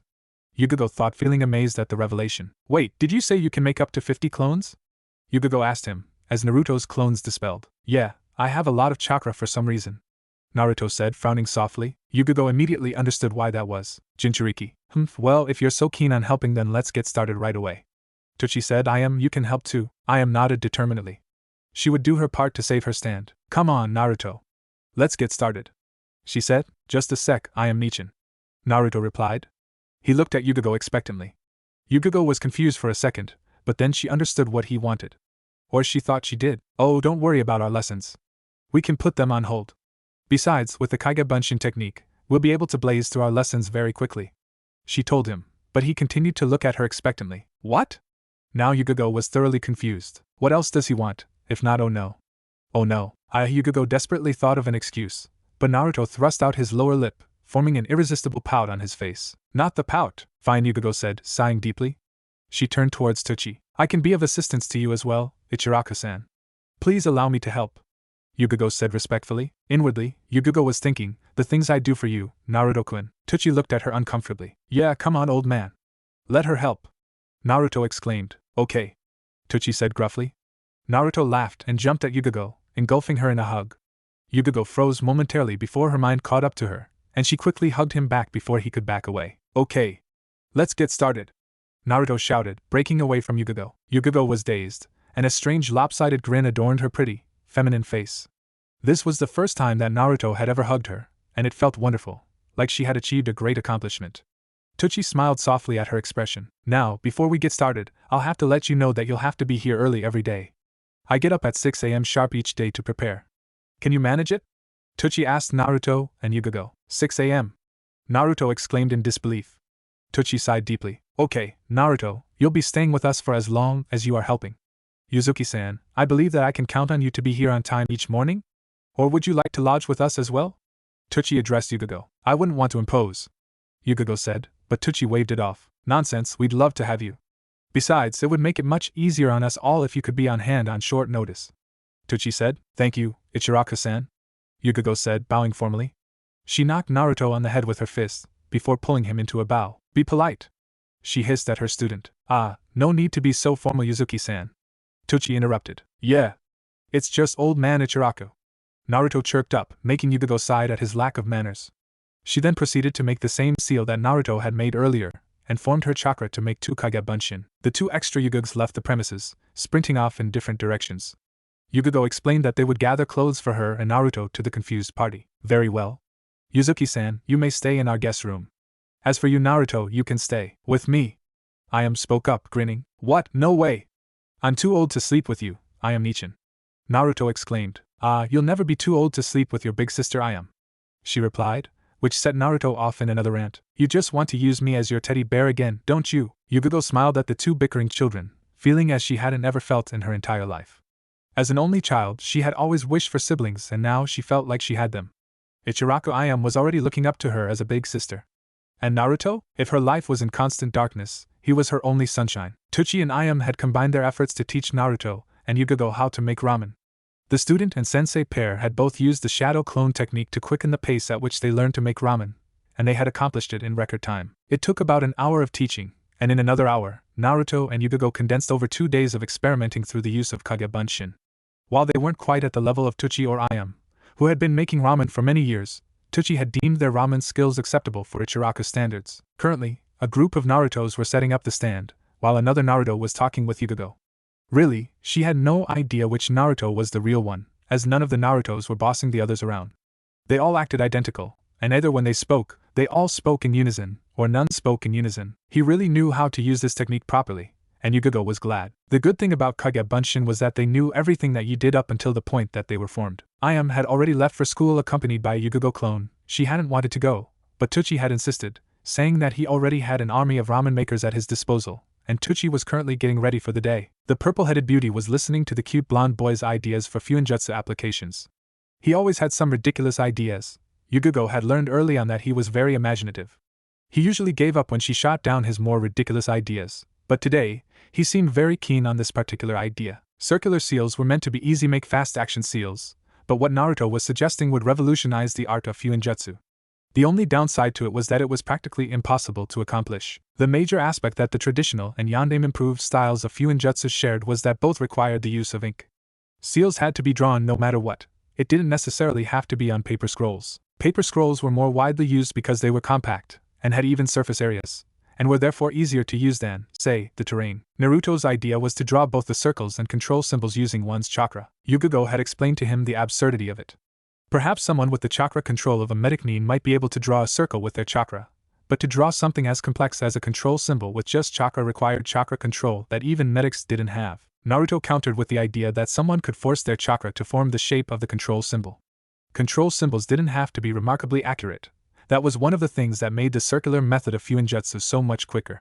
Sure, the more precise, the better the effect, but it wasn't necessary. Naruto-kun, while you may have a point there, forcing your chakra into a particular shape isn't an easy task. The first problem is that chakra control is useless if you're trying to force your chakra into shapes.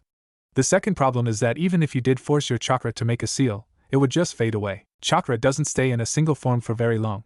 It could take hundreds of years to accomplish something like this. Yugogo explained soothingly. Naruto grew silent at her explanation, and Yugogo felt guilty for disproving his idea. She didn't know what it was about him, but she always hated to prove his ideas faulty. As an ANBU, Yugogo was taught to always think logically. Naruto's ideas were contrary to logic, yet Yugogo could not help but believe in him, especially when he was so passionate about it. No. Naruto suddenly spoke up. Yugogo gave him a questioning look. This idea, I won't give it up. I don't care if it takes me 1,000 years to do it. I'm getting this feeling. I can't disregard this. I don't care if I have to train with Kage Bunshin every day to do it, but I have to accomplish this. Naruto said, suddenly determined. Yugogo smiled at his sudden determination. Where does he get it? His fortitude, she thought to herself. She had never seen anything like it before, such a resolve. It was just there, and Yugogo felt as if she could draw strength from it. Yugogo's relationship with Naruto had skyrocketed in the 2 months that she had spent teaching him, and though it had reached the point where she truly felt that they were like brother and sister, it was still slightly standoffish. Every day that she had spent with him, whether it was teaching him fuinjutsu, or just spending time with him casually, she felt a feeling inside her grow, a certain fondness, but she hadn't really identified it. While Yugogo had strived to be a big sister for Naruto, one that he could rely on for things that he couldn't turn to IM for, there was still something that she hadn't realized. To truly be to him what she wanted, like what IM was, she had to love him. And she found that she did. And so, Yugogo suddenly knew what she had to do. Very well. Yugogo replied, kneeling in front of him. Naruto blinked in surprise. Yugogo smiled sincerely at him, putting all her heart into it. In that one moment, for this one moment, she threw away everything that being ANBU taught her, that being a kunoichi taught her, and as a human put all her heart into it, all the love she could muster. Yugogo put her hands on his shoulders, and said, I believe in you. I believe you can do it, Naruto, and if you need me I'll be there for you every step of the way. Yugogo leaned forward, slightly blushing, and placed a kiss on his forehead. She looked at him lovingly as he blinked olishly. I haven't said it before, but I'm proud of you. As a teacher and as someone that loves you. Yugogo told him, and she meant every word. Naruto couldn't finish his thought. She said that she loved him. She loved him. As far as he knew, the only person that had ever loved him was Ayam. And Naruto remembered all the things that Yugogo did, everything that he thought was part of a plan, of an ulterior motive, something that she wanted from him. Now, all of her actions made a bit more sense. It wasn't about what she wanted from him. It was about what she wanted to be for him. But could he? Last time he thought she loved him, so he loved her, but would Yugogo be the same? There were so many similarities. No, Yugogo was different. Yugogo wouldn't hurt him. Yugogo saved his life, she didn't try to take it. He could trust her. He would trust her. Yugogo Nichin. Naruto said. He found that his eyes were suspiciously wet. I love you too. Naruto didn't say. As much as he wanted them to, he found that they would not form. But it seemed that Yugogo understood what was left unsaid, as she wrapped him up tightly in her arms, and clung to him desperately as if he were her last lifeline. And Naruto held on to her, conveying through his grip what he could not say. It seemed like hours that they held on to each other, tears streaming silently down their faces. They were brother and sister in all but blood, yet blood couldn't mean less. Tuchi's voice called to them from the stand, indicating their first customers. The newly found siblings broke apart to go help. Come on, Yugogo Nichin. I can't wait to see you in that hat, Naruto said, running off to start up the first batch. Yugogo smiled at him as he ran off, wiping the excess tears from her eyes. Uzumaki Naruto, my little brother. Yugogo thought to herself, feeling exultant. She had never felt so terrific. It was as if all her previous accomplishments, making Genin, making Chunin, making ANBU, were worthless in light of this new one. She felt truly strong. She felt as if she truly understood what the Hokage meant when he talked about will of fire. It was then when she recalled Naruto's words. Hat? Naruto lay on the couch, breathing heavily. It had been a long 2 days, and he had expended most of his chakra creating Kage Bunshin. He was waiting for Yugogo, who was currently taking a shower. Ayam sat beside him, already showered, but quite tired herself. She had to pitch in at the stand after school, and even then they barely came out on top. Yugogo certainly hadn't spared any expense on advertising the stand. Naruto was pushed to his limits for the second day. Naruto was young, and he had enough chakra control to make the regular bunshin technique, but it still wasn't all that great, considering the amount of chakra that he had. He must have made close to 100 clones on the second day alone, really pushing his chakra and chakra control to his limits. Yugogo had it much easier, seeing as she had excellent control, and wasted virtually zero chakra in making her clones, meaning that they last a long time. She was a trained shinobi as well, so her movements were much more efficient than his, and she just seemed better at making ramen than he was. Naruto claimed that it was probably because she was a girl, and then both IM and Yugogo had smacked him on his head, much to the amusement of the customers. Naruto-kun, go ahead. Yugogo snapped him from his thoughts. She was wearing regular civilian clothes with a flower pattern, purple to match her hair, and her purple hair was wrapped up in a towel.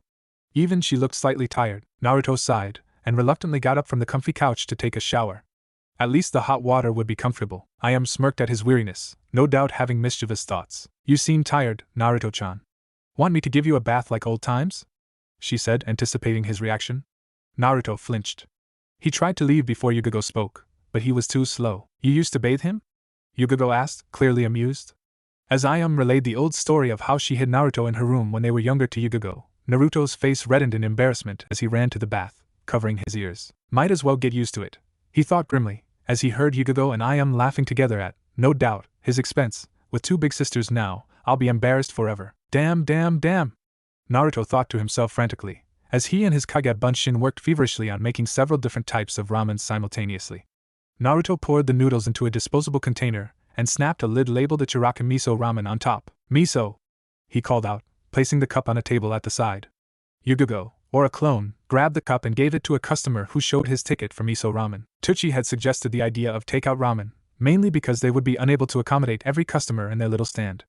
Thankfully, almost every customer seemed to like the takeout ramen, so it was a win-win situation. Therefore, Yugogo, or a clone, was acting as a runner in case they needed to buy more disposable containers, and there was also a Naruto clone making labels for all the different types of ramen that was offered at Ichiraku. However, at the moment, it really did seem like an uphill battle. Both Naruto and Yugogo were starting to run out of chakra. Tucci was even more tired than them, having to constantly monitor the soup. Ayam was still at school as Tucci had been adamant about her not skipping out on school. They needed more people. Naruto closed his eyes in frustration. Where would they be able to get someone on such short notice? It seemed impossible, but it had to be done. Ah, what the hell? Naruto created a Kage Bunshin to take his place, and staggered to the front, looking around at the street. He spotted a man who seemed to be around Yugogo's age, and feeling desperate, called out. He was dressed in a typical Konoha shinobi uniform complete with vest, signifying that he was at the very least a chunin. Oddly, he was not paying any attention to his surroundings, as his only eye was reading a book. His other eye was covered up by his official Konoha Hittite, which signified his supposed allegiance to Konoha. He also had a mask covering the rest of his face. Hey you! He yelled, pointing at the man. The man in question looked up from his book at the shout, as he spotted Naruto. He looked behind him, thinking that perhaps Naruto was yelling at someone behind him, but Naruto interrupted him. You with the weird haircut. This time, the one-eyed man pointed to himself unsurely as if to ask me, and Naruto affirmed his unspoken question. Yeah, you. Come here, and put that book away. Naruto ordered, and the man surprisingly obeyed, placing the book in his kunai pouch. Yes? What do you want? The man said, looking at Naruto. He didn't show any signs of knowing whom he was talking to. Are you looking for a job? Naruto asked him. The man lazily regarded him for a second before answering. No, the man started, but Naruto interrupted him saying, Okay, you're hired. The silver-haired man blinked, before shrugging and following Naruto into the stand. There he observed the several solid Naruto clones slaving away at making some ramen, and a few Yugogo clones helping out here or there. When Yugogo, or a clone, spotted the man, her eyes widened in surprise, and she blushed from embarrassment. Yugogo Nichin, I got someone to work for us. Naruto informed her, or her clone. Yugogo Nichin? The man spoke in a questioning voice. Yugogo put a hand to her face. Oh, what's your name? Naruto asked the one-eyed man. The man looked from Yugogo to him before replying, Hatake Kakashi. Okay, Hatake, I don't like you, and you don't like me, but Kakashi interrupted Naruto's speech. Why don't you like me? I'm sure you'd like me if you took the chance to get to know me. Kakashi remarked innocently. Naruto frowned at him, before opening his mouth to reply, but Yugogo interrupted them. No! Please don't! Kakashi-senpai, let's not do this now. If you're really going to help, then please use your copying skills to learn to make ramen and help out. If not, then we are too busy, she said to Kakashi, before barking at Naruto. Naruto, Stay focused. Naruto blanched, hastily creating another Kage Bunshin which ran off to replace one that had dispelled. Well, how can I refuse my cute subordinate? Kakashi said, chuckling as he pulled up his Hittite and regarded two pairs of Yugogos making the different kinds of ramen that Ichiraku had on its menu. Naruto frowned at him again, before pointing at him. I bet you just want to see Yugogo Nichin work in that outfit, you pervert! Naruto exclaimed, suddenly. Yugogo bashed his head with her fist, telling him to go back to work, and Naruto went back, rubbing his head and muttering all the way. But Kakashi did notice her give him a suspicious glance. She believed him, he thought, sweat dropping. He went forward to wash his hands and help make some ramen. He had learned to make several different kinds of ramen at a glance, though I've never seen her so open. The only person that could have done that would be Naruto. He really is his mother's son. Naruto watched Kakashi as he made a single Kage Bunshin and approached the back. His jaw then dropped in amazement as Kakashi's hands blurred, and a second later there were 5 orders of ramen all packed and ready to go. What the hell? The other Kakashi went over towards Tsuchi, who blinked in confusion as Kakashi basically took over and started making ramen of the same quality that he made it at over 3 times the speed. Yugogo shook her head in amusement. Kakashi was the same from when she knew him, that was for sure. Hatake Kakashi, the famous, and in some cases infamous, copy ninja who had copied over 1,000 techniques. Yugogo had known him from when she was a rookie ANBU. He had often been her squad leader, which was odd because he wasn't an ANBU at the time. No, he had been squad leader even though he was a jounin, but even then any teams he led never failed missions. He was often labeled the best jounin in all of Konoha, and Yugogo found no fault in that. Kakashi truly was on another level, even without the use of his implanted Sharingan. Something that irked the Uchiha clan to no end. Speaking of which, Yugogo wondered what the Uchiha clan, or the remnants, rather, would think of their prize Digitsu being used to make ramen. She found it to be terribly amusing. Naruto, on the other hand, watched Kakashi in awe. I sure chose a hell of a guy, he thought to himself. Needless to say, with the help of the awe-inspiring ramen-making skills of Hatake Kakashi, the rest of the day had went by much easier than before. As they closed up the stand, everyone was all smiles. Nobody could really tell with Kakashi, though they were still tired. Kakashi, by whom the day had been saved, was thanked by everyone, even a reluctant Naruto, who had said that he was an okay guy, for a pervert. Of course, even though both Yugogo and Tsuchi had told him that Kakashi was trustworthy, Naruto still wouldn't let him near Iam. Are you going to stay for dinner, Kakashi? Tsuchi asked him. Tsuchi had known Kakashi since he was a little boy. He was actually still a jounin at the time, of 12. It was hard not to, as Kakashi was the Yondaime Hokage's student. And Minato was constantly at Ichiraku because Kushina was always at Ichiraku. Kakashi had been quite the irritating boy when he was younger, but he had relaxed and Tsuchi was glad for that. No. I should be getting home. It's been a long day, and I want to read some. I want to get to sleep a little early tonight. Kakashi had changed what he was going to say when he saw a strange glint in Yugogo's eyes. What was it with women and Ika? Okay, said Naruto, we open at 7 a.m., so you'd better be here. Okay, Kakashi smiled and waved his hand. Sure thing, boss. Later, he said before disappearing in a swirl of leaves. Yugogo smiled in amusement. Elite jounin or not, he sure was an amusing man. Unfortunately for Yugogo, she did not remember Kakashi's lack of punctuality. Where the hell is he? Naruto screamed. He was, of course, referring to Kakashi, who was 2 hours late. Yugogo groaned. She had totally forgotten about this habit of his. He had always been late to team meetings, but never missions, though no shinobi that knew of his status had the guts to tell him off. At first, she was also scared of telling him off, but after working with him for so long she had eventually gotten used to it. Thankfully, there was nowhere near as much rush as the first 3 days. Of course, that still didn't mean that it was particularly easy for them, but Naruto had assured everyone that most of these customers probably just saw the commotion and had decided to eat there to see what the fuss was about. The business would die down to respectable levels, not too low, but enough that Tsuchi would be able to handle the stand on his own without suffering financially. And with Naruto's new invention, it would be very easy for him. The previous night, Naruto had designed a seal that would basically rotate the contents of any single container in either a clockwise or counterclockwise rotation. He then applied those seals to Tsuchi's giant pots in which the broth for the ramen was made, and thus, the self-stirring pots had been made. Tsuchi had been so amazed that he had promised Naruto a month's worth of free ramen. Naruto had been delighted at the thought of free ramen for a month, as had Yugogo, who had begun fearing for her money. But Yugogo was happy that Naruto had taken her teachings to heart. She hadn't really taught him the common style of fuinjutsu, instead focusing on the circular method. But Naruto had taken what she taught him, and applied it using the regular method of fuinjutsu, which lasted much longer than the circular method. It was quite an extraordinary feat for a 7-year-old, and though she resented herself for it, Yugogo felt slightly jealous at Naruto's aptitude at the art. It was unnatural how quickly Naruto had taken to the art. Quite like a fish to water. Naruto, all the customers are gone. Take the front stand, me. Tsuchi called, as a woman who had her purple hair tied in a rough ponytail sat down and placed her head in her arms on the counter. Naruto saluted Tsuchi in a joking manner, before going to the front. "Can I take your order?" Naruto asked politely, feeling slightly nervous.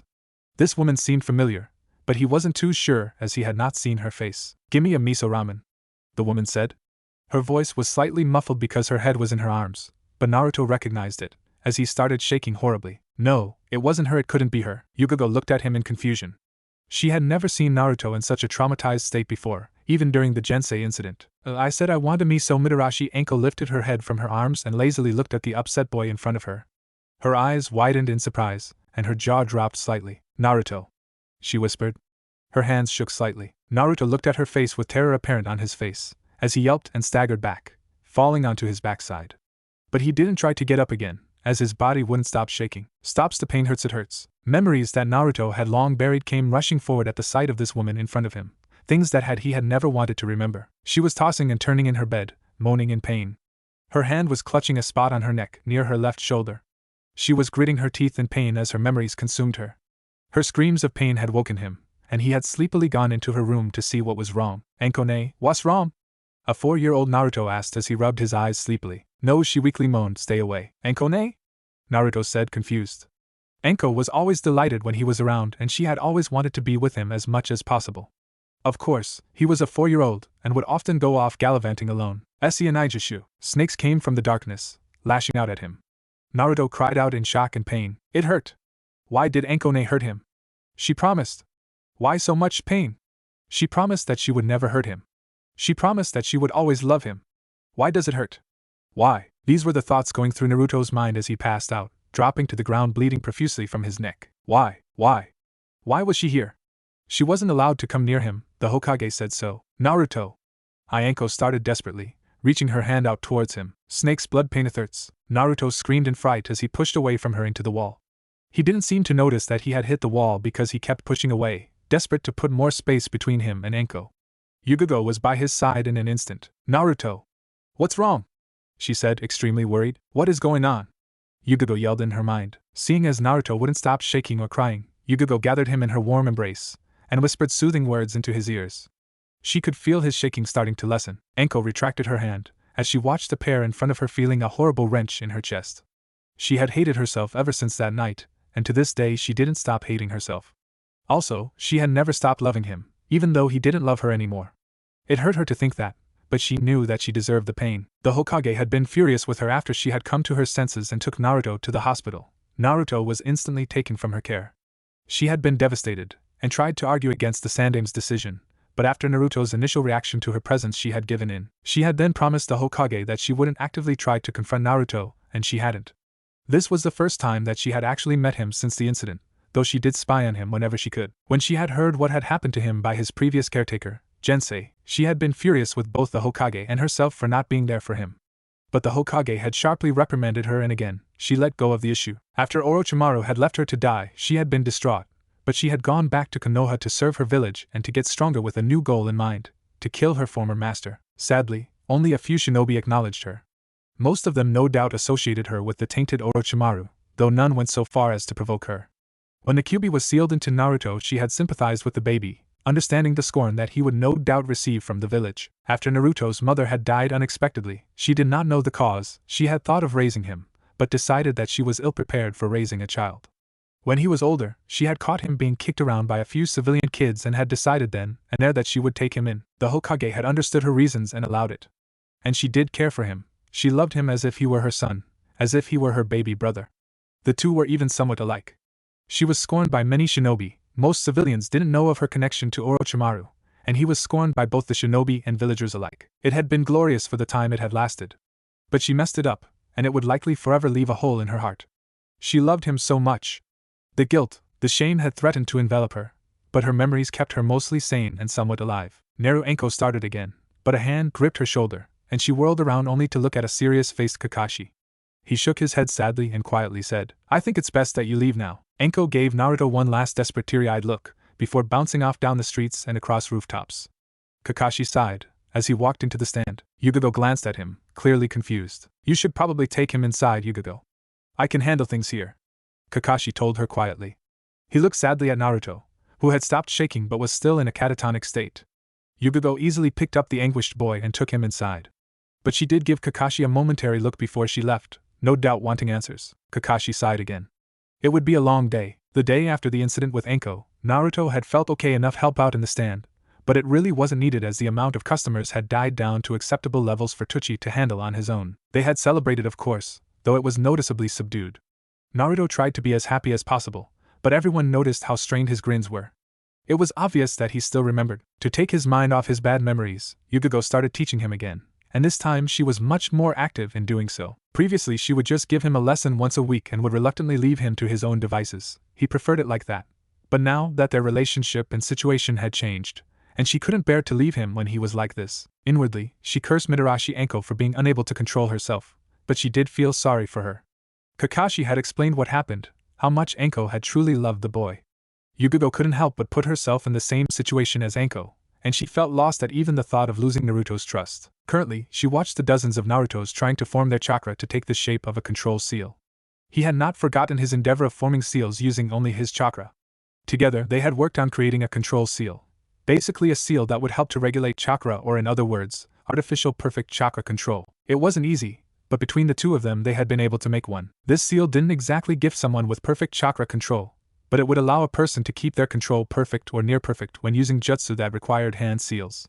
It was very ingenious, but the seal would only work if the person was able to form it with their own chakra, making it useless otherwise. And seeing as nobody could actually force their chakra into such intricate shapes, though Yugogo did have high hopes for Naruto, not a single person could use it. And speaking of Naruto, he had begun to use his Kage Bunshin training method almost every day, trying to force his chakra into one shape or another. Yugogo told him to focus on simple things first, such as spheres and cubes.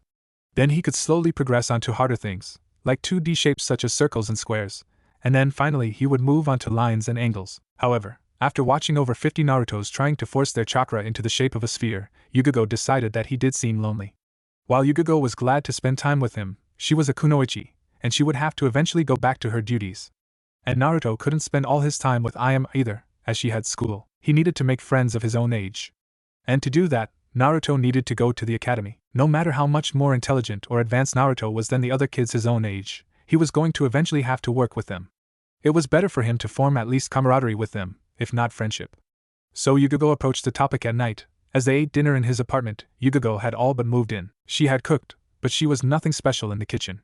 And Naruto's idea of cooking was cooking ramen. Naruto-kun, do you plan on entering the academy? Yugogo asked offhandedly, trying to appear nonchalant. However, Naruto looked at her suspiciously. No, he said, after swallowing, Jensi had told me that it would be of no use. He may have been the enemy, but it doesn't mean that he was wrong. I'll probably try to become a genin by just taking the exam. Yugogo hummed in agreement. True. But there is a difference between the views of Jensi and the practices of Konoha. Yugogo retorted. What do you mean, Neishan? Naruto asked. In all shinobi villages, teamwork is an important aspect, but Konoha emphasizes teamwork more so than most. You'll be working in teams for most of your shinobi career.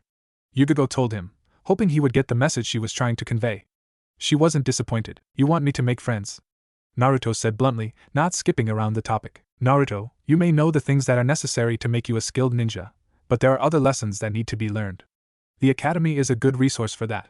You may not learn anything that you think may be of use to you as a shinobi, but there is more to life than just serving your village. There are other important lessons for you to learn, things that I've learned from my own time there, lessons that I remember to this day. Yugogo explained. Naruto closed his eyes and put his fingers to his chin, in the traditional thinking pose. Okay. He agreed suddenly. Sign me up. Yugogo blinked at his quick decision. She thought that it would have taken more persuading, but she was glad that he came to the decision on his own. She smiled at him. You've made a good decision, Naruto, she thought, as Naruto resumed eating his dinner. For a long time, she had felt as if something had been missing in her life, and now that she had found it, Yugogo felt strangely happy. She knew it. Naruto would be great one day, and as his big sister she would be his pillar. She would support him 100% of the way. Naruto opened his front door, curious as to who would be visiting him this late at night. Kaori-chan. The girl named Kaori gazed back at him quite morosely. Naruto, you guys came back. How were the Chunin exams? Naruto asked excitedly. How did you guys do? Kaori didn't reply, and Naruto's excitement died down, understanding that she may not have come by with good news. We didn't make it past the second round, Kaori told him. And Naruto? Where's Naruto-san? Naruto asked the dreaded question. At hearing Naruto's name, Kaori let out a wail and flung herself onto Naruto, desperately clinging on to him. He's gone. He's dead, and it's my fault. Kaori cried out, sinking to her knees while clutching Naruto's orange vest. The older girl buried her face into his stomach, crying into his vest. Naruto didn't comfort her. He's dead, was all that went through Naruto's mind. He felt a deep tremor in his hands, and found that he couldn't stop them from shaking. Naruto, as well as his two teammates, were Genin that were 3 years Naruto's senior. Naruto would be graduating this year, and he had hoped to soon take missions with his 3 friends. Naruto had met Naruto during his first year of the academy, when Naruto had been in his last. He had been one of Naruto's few friends for the whole year. Naruto had been different from everyone else. He was kind to everyone, regardless of whom it was. Even as he befriended Naruto and others warned him to stay away, he didn't. Where anyone else might be scorned for befriending Naruto, people just admired Naruto for putting up with the brat. He was just that charismatic. So Naruto considered Naruto to be his best friend. And Naruto had always been Naruto's friend, even after he became a genin alongside his 2 teammates, Kenji and Kaori. He would often regale Naruto stories of his missions over steaming bowls of Ichiraku Ramen, and the two would have a grand time. Naruto did eventually become friends with Kaori and Kenji, but it was always Naruto that was the glue that held everything together. And now, he was gone. How did it happen? Naruto asked softly, keeping his voice firm. He needed to know. Kaori didn't immediately reply, still crying into Naruto's stomach. It was a Nin. He was trying to kill me, but Naruto jumped in at the last second. Kunai his throat. Kaori barely got out, gasping for breath as her tears soaked both her face and Naruto's clothes. I should have done something. I should have trained more. I should have been more careful. It should have been me. Kaori wailed despairingly. Naruto knew the risk. He didn't have to jump in. He didn't need to take the kunai for his teammate. But he did. Naruto thought to himself. This was the life of a shinobi. The risk, the dangers, the deaths. The two grieved for their lost friend well into the night. The Jounin gathered had been contemplating their future genin teams that had been assigned to them when Hatake Kakashi had spoken up. Hokage-sama, you said that I'd be getting Uchiha Sasuke regardless of what I wished, correct? Kakashi asked. The Hokage nodded in affirmation. There are several other Jounin that could have been assigned to him, members of his own family in fact, but the fact lies that you are the most skilled person in this village with the Sharingan. Uchiha Sasuke is indeed a genius, and the council believes that no Uchiha still alive has enough skill or experience to train him to his full potential. The Hokage explained. Then, I'd like to propose a trade. Kakashi said. The other Jounin murmured slightly, but Kakashi didn't react at all. The Hokage looked at Kakashi for a few seconds as if waiting for an unspoken message before speaking up. And just whom do you intend to trade? The Hokage asked, but just by looking at Kakashi he already knew who it was going to be and why, and really, the Hokage already approved the idea. But appearances had to be kept up. If possible, I'd like to trade Uzumaki Naruto for Uchiha Shinji. Kakashi said. Some of the Jounin looked at him surprised, and some, the Hokage was irritated to notice, with understanding. They understood nothing. What do the rest of you think? The Hokage addressed the rest of the Jounin. The first to speak up was the rookie Yuhi Kurenai, who had just recently been promoted to Jounin. If I may be allowed to say, Hokage-sama, it would be unbalancing for the team from which Uchiha Shinji will be traded. Uzumaki Naruto is listed as the dead last in his class, and his two teammates will be likewise. Uchiha Akane is the second worst in the class, and their final teammate, Hyuga Hikari, while not at the bottom of the class, would also suffer from their lack of skill. There's also the fact that both his teammates and sensei are female. That may also disrupt the team dynamics. Kurenai explained before turning to Kakashi directly. Kakashi, I understand why you would rather be without the dead last in your team, especially Uzumaki Naruto, but it is usually tradition that the dead last be with the top 2 in the class. Kakashi almost chuckled. Almost, our rookies. I love them so much. So inexperienced, so foolish. Kakashi thought. Then he retorted, Uchiha Akane is Uchiha Shinji's sister. With their final teammate and their sensei both being Hyuga, it can very well be disrupting for the team dynamics. Also, having a family member, and a fairly skilled one at that on his team would be good for Uchiha Sasuke's psyche and development. And lastly, even with the teams as they are, Uchiha Shinji would still be surrounded by females anyways. Anyway, that really shouldn't have anything to do with team configuration. Kakashi replied, his tone of voice never changing from bored. This time, it wasn't Kurenai that replied, but the Hokage's son, Asuma, whom I would say that Kurenai is right about it being unfair for Team 9. But there's really nothing that can be done, is there? Asuma chuckled, elite Jounin get what they want. Kakashi smiled. Asuma told it like it was, and he was right. Kakashi was hailed to be the best Jounin in the entire village, followed closely by Meito Gai.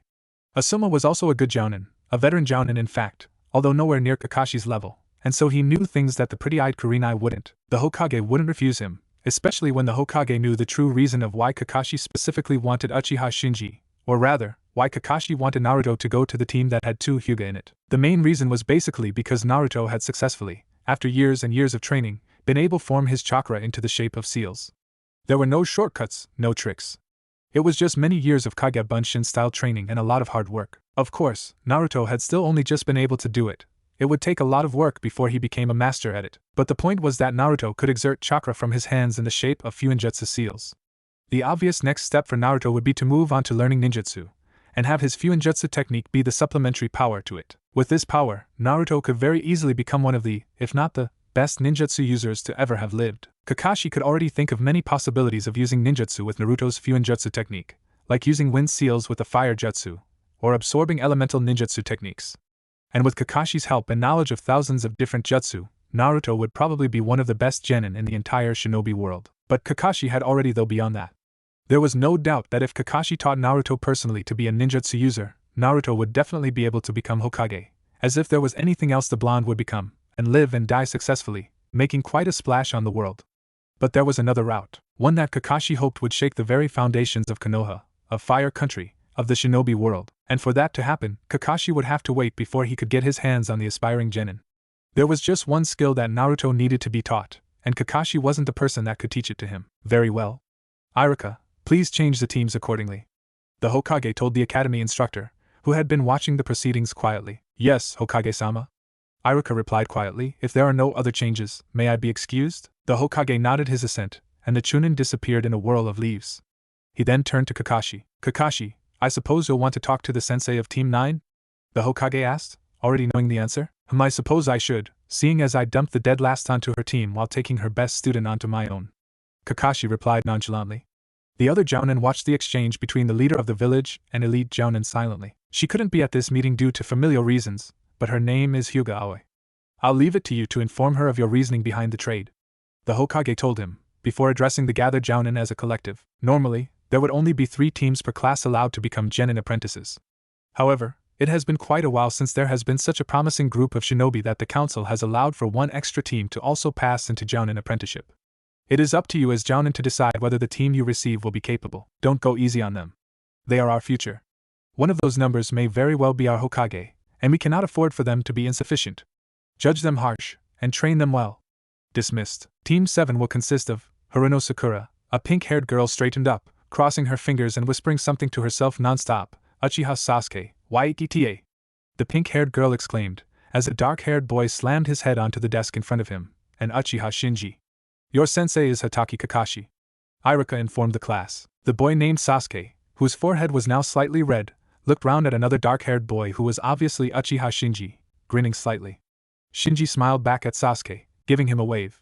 Sasuke let out a deep sigh of relief. I thought I was a goner. At least Shinji is good company. Sasuke thought to himself. Shinji was also a good ninja. Not quite at Sasuke's level, but he'd be a good sparring partner. Team 8 will consist of Aburame Shino. Nobody in the room reacted. Hyuga Hinata, a rather timid-looking girl, looked up at her name, quietly acknowledging her fate, and Inuzuka Kiba. And Akamaru. A feral-looking boy piped up, your sensei is Yuhi Kurinai. Iruka continued, despite the interruptions. Team 9 will consist of Hyuga Hikari. A pale-eyed girl furrowed her brows slightly. Uchiha Akane. Hyuga Hikari looked to the dark-haired girl sitting beside her, smiling at her friend, and Iruka paused, looking to the back of the room. Uzumaki Naruto. YOSH. Rang a voice from the back. Head upon head turned to the back of the room, as many people in the class exclaimed, Yh. Naruto passed. Naruto looked back at them irritably, but Iruka gathered everyone's attention again. Your sensei is Hyuga Aoi. Team 10 will consist of Akimichi Chuji, Nara Shikamaru, and Yamanaka Ino. Your sensei is Sarutobi Asuma. Ah man! Rang the voice of a blonde-haired girl who could only be Yamanaka Ino. I can't believe I'm stuck with these 2 losers. The boy sitting beside her grumbled at being called a loser, but didn't say anything back to her. And the last boy just kept eating his chips. Your senseis will be here to pick you up in an hour. I suggest you take the time to have a lunch with your teams. And lastly, Iruka paused, looking from one side of the room to the other. Do me proud as shinobi. I'm happy to say that I'm glad that I met each and every single one of you. Yes, Naruto, even you. Iruka said, smiling at them. Naruto pouted at being singled out, but smiled nonetheless. Despite being somewhat stiff to him early on in the year, Iruka had warmed up to Naruto since, and their relationship was now close enough that Naruto considered his sensei to be a good friend, and all the ramen that Iruka had treated him to didn't have too much to do with it. Really, outside, Naruto wandered around lost in his thoughts. He had been so excited this morning that he had forgotten his lunch, and now he regretted it.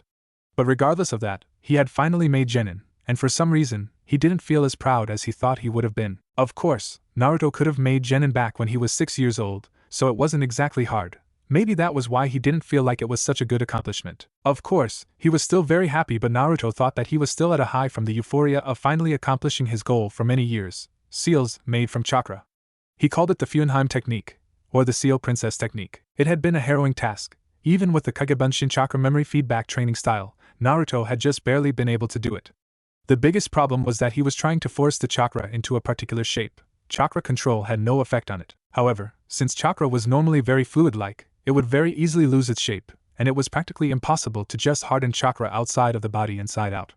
There was also the problem that hardened chakra was completely useless for using jutsu, unless you were planning to cut someone up with it. After about a year of trying to force his chakra into different shapes, Naruto had been forced to look at it a different way. How he would go about it, though, he had no idea. And then, of course, ramen gave him the answer. He had stopped by Ichiraku Ramen one day, and had some ramen to go, the Ichiraku trademarks that Yugogo had come up with. It was basically ramen in a container that could be taken along instead of eating it in the stand. And Naruto received his answer from that. Instead of hardening chakra from the inside out, he had to create a hardened shell and store the fluid-like chakra inside, as if it were a container. The thin layer of hardened chakra would contain the regular chakra inside, and the chakra wouldn't lose its jutsu casting capacity, nor would it fall out of place. And of course, the most important part was that it would form the shape of seals. Once Naruto had realized this, he also realized how seemingly impossible it would be to solidify his chakra into a thin container in the shape of a seal. Unlike his previous attempt, it did have a semblance of chakra control. And therein lay the problem. Having to make a single seal in this method was already a big problem. But even making a single seal wouldn't really allow him to make any others with ease automatically. There were hundreds upon hundreds of fuinjutsu seals that came in all sorts of sizes and shapes. Perhaps for the circular method there were less seals readily produced as it was very versatile, but he would still have to be able to single-handedly have to learn to form each seal. That would take him longer than he would probably live, even if he did manage to live to an old age like the Sandaime had. So he cheated. Putting their minds together, Naruto and Yugogo designed a chakra control seal which would regulate Naruto's chakra enough that should he ever form this seal while using any jutsu, his chakra would be perfectly controllable and be used at maximum efficiency per output without any waste. Or in other words, artificial perfect chakra control. As long as he first formed this seal in any sequence, Naruto would be able to form any others with much more ease. Not to mention the fact that he would be able to perform any jutsu flawlessly. Despite the fact that he had to always start with a control seal, Naruto was very happy with the results of his training even though his regular ninja training suffered for it. But he thought that it was well worth it.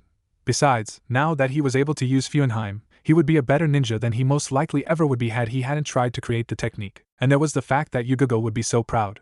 He felt that making Yugogo proud was enough reason for him to do it. Naruto looked up at the sound of his name. Grinning at him was his new teammate, Uchiha Akane. Behind her was his other teammate, Hyuga Hikari, who regarded him stoically. What is it? Naruto asked, curious at what they wanted. We thought that since we're going to be teammates, we should have lunch together, Akane said cheerfully. Naruto cheered up even more. Oh, okay. Let's go have some, but Naruto suddenly remembered he didn't have any lunch. Ah, crap. I was in such a rush this morning that I didn't make any lunch. He rubbed the back of his head sheepishly. Akane's grin faltered slightly, but it picked up once more. Don't worry about it. My aunt made more than I can eat alone, so you can share with me. Us dead lasts gotta stick together, eh? Akane said, elbowing Naruto's side in good humor. Naruto would have resented the fact that she called him a dead last if it weren't for the fact that he actually was the dead last. After all, he couldn't expect anything else if he only barely went to class even once a week. Doesn't your mom make you lunch? Hikari asked, finally speaking.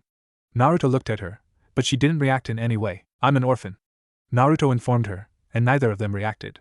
It was a ninja village. Orphans were to be expected. What about your foster parents? Akane asked this time, curious. She herself had lost her own parents fewer than 6 years ago in an infamous event known as the Uchiha Massacre. Don't got 'em, Naruto answered. Both girls frowned slightly at this.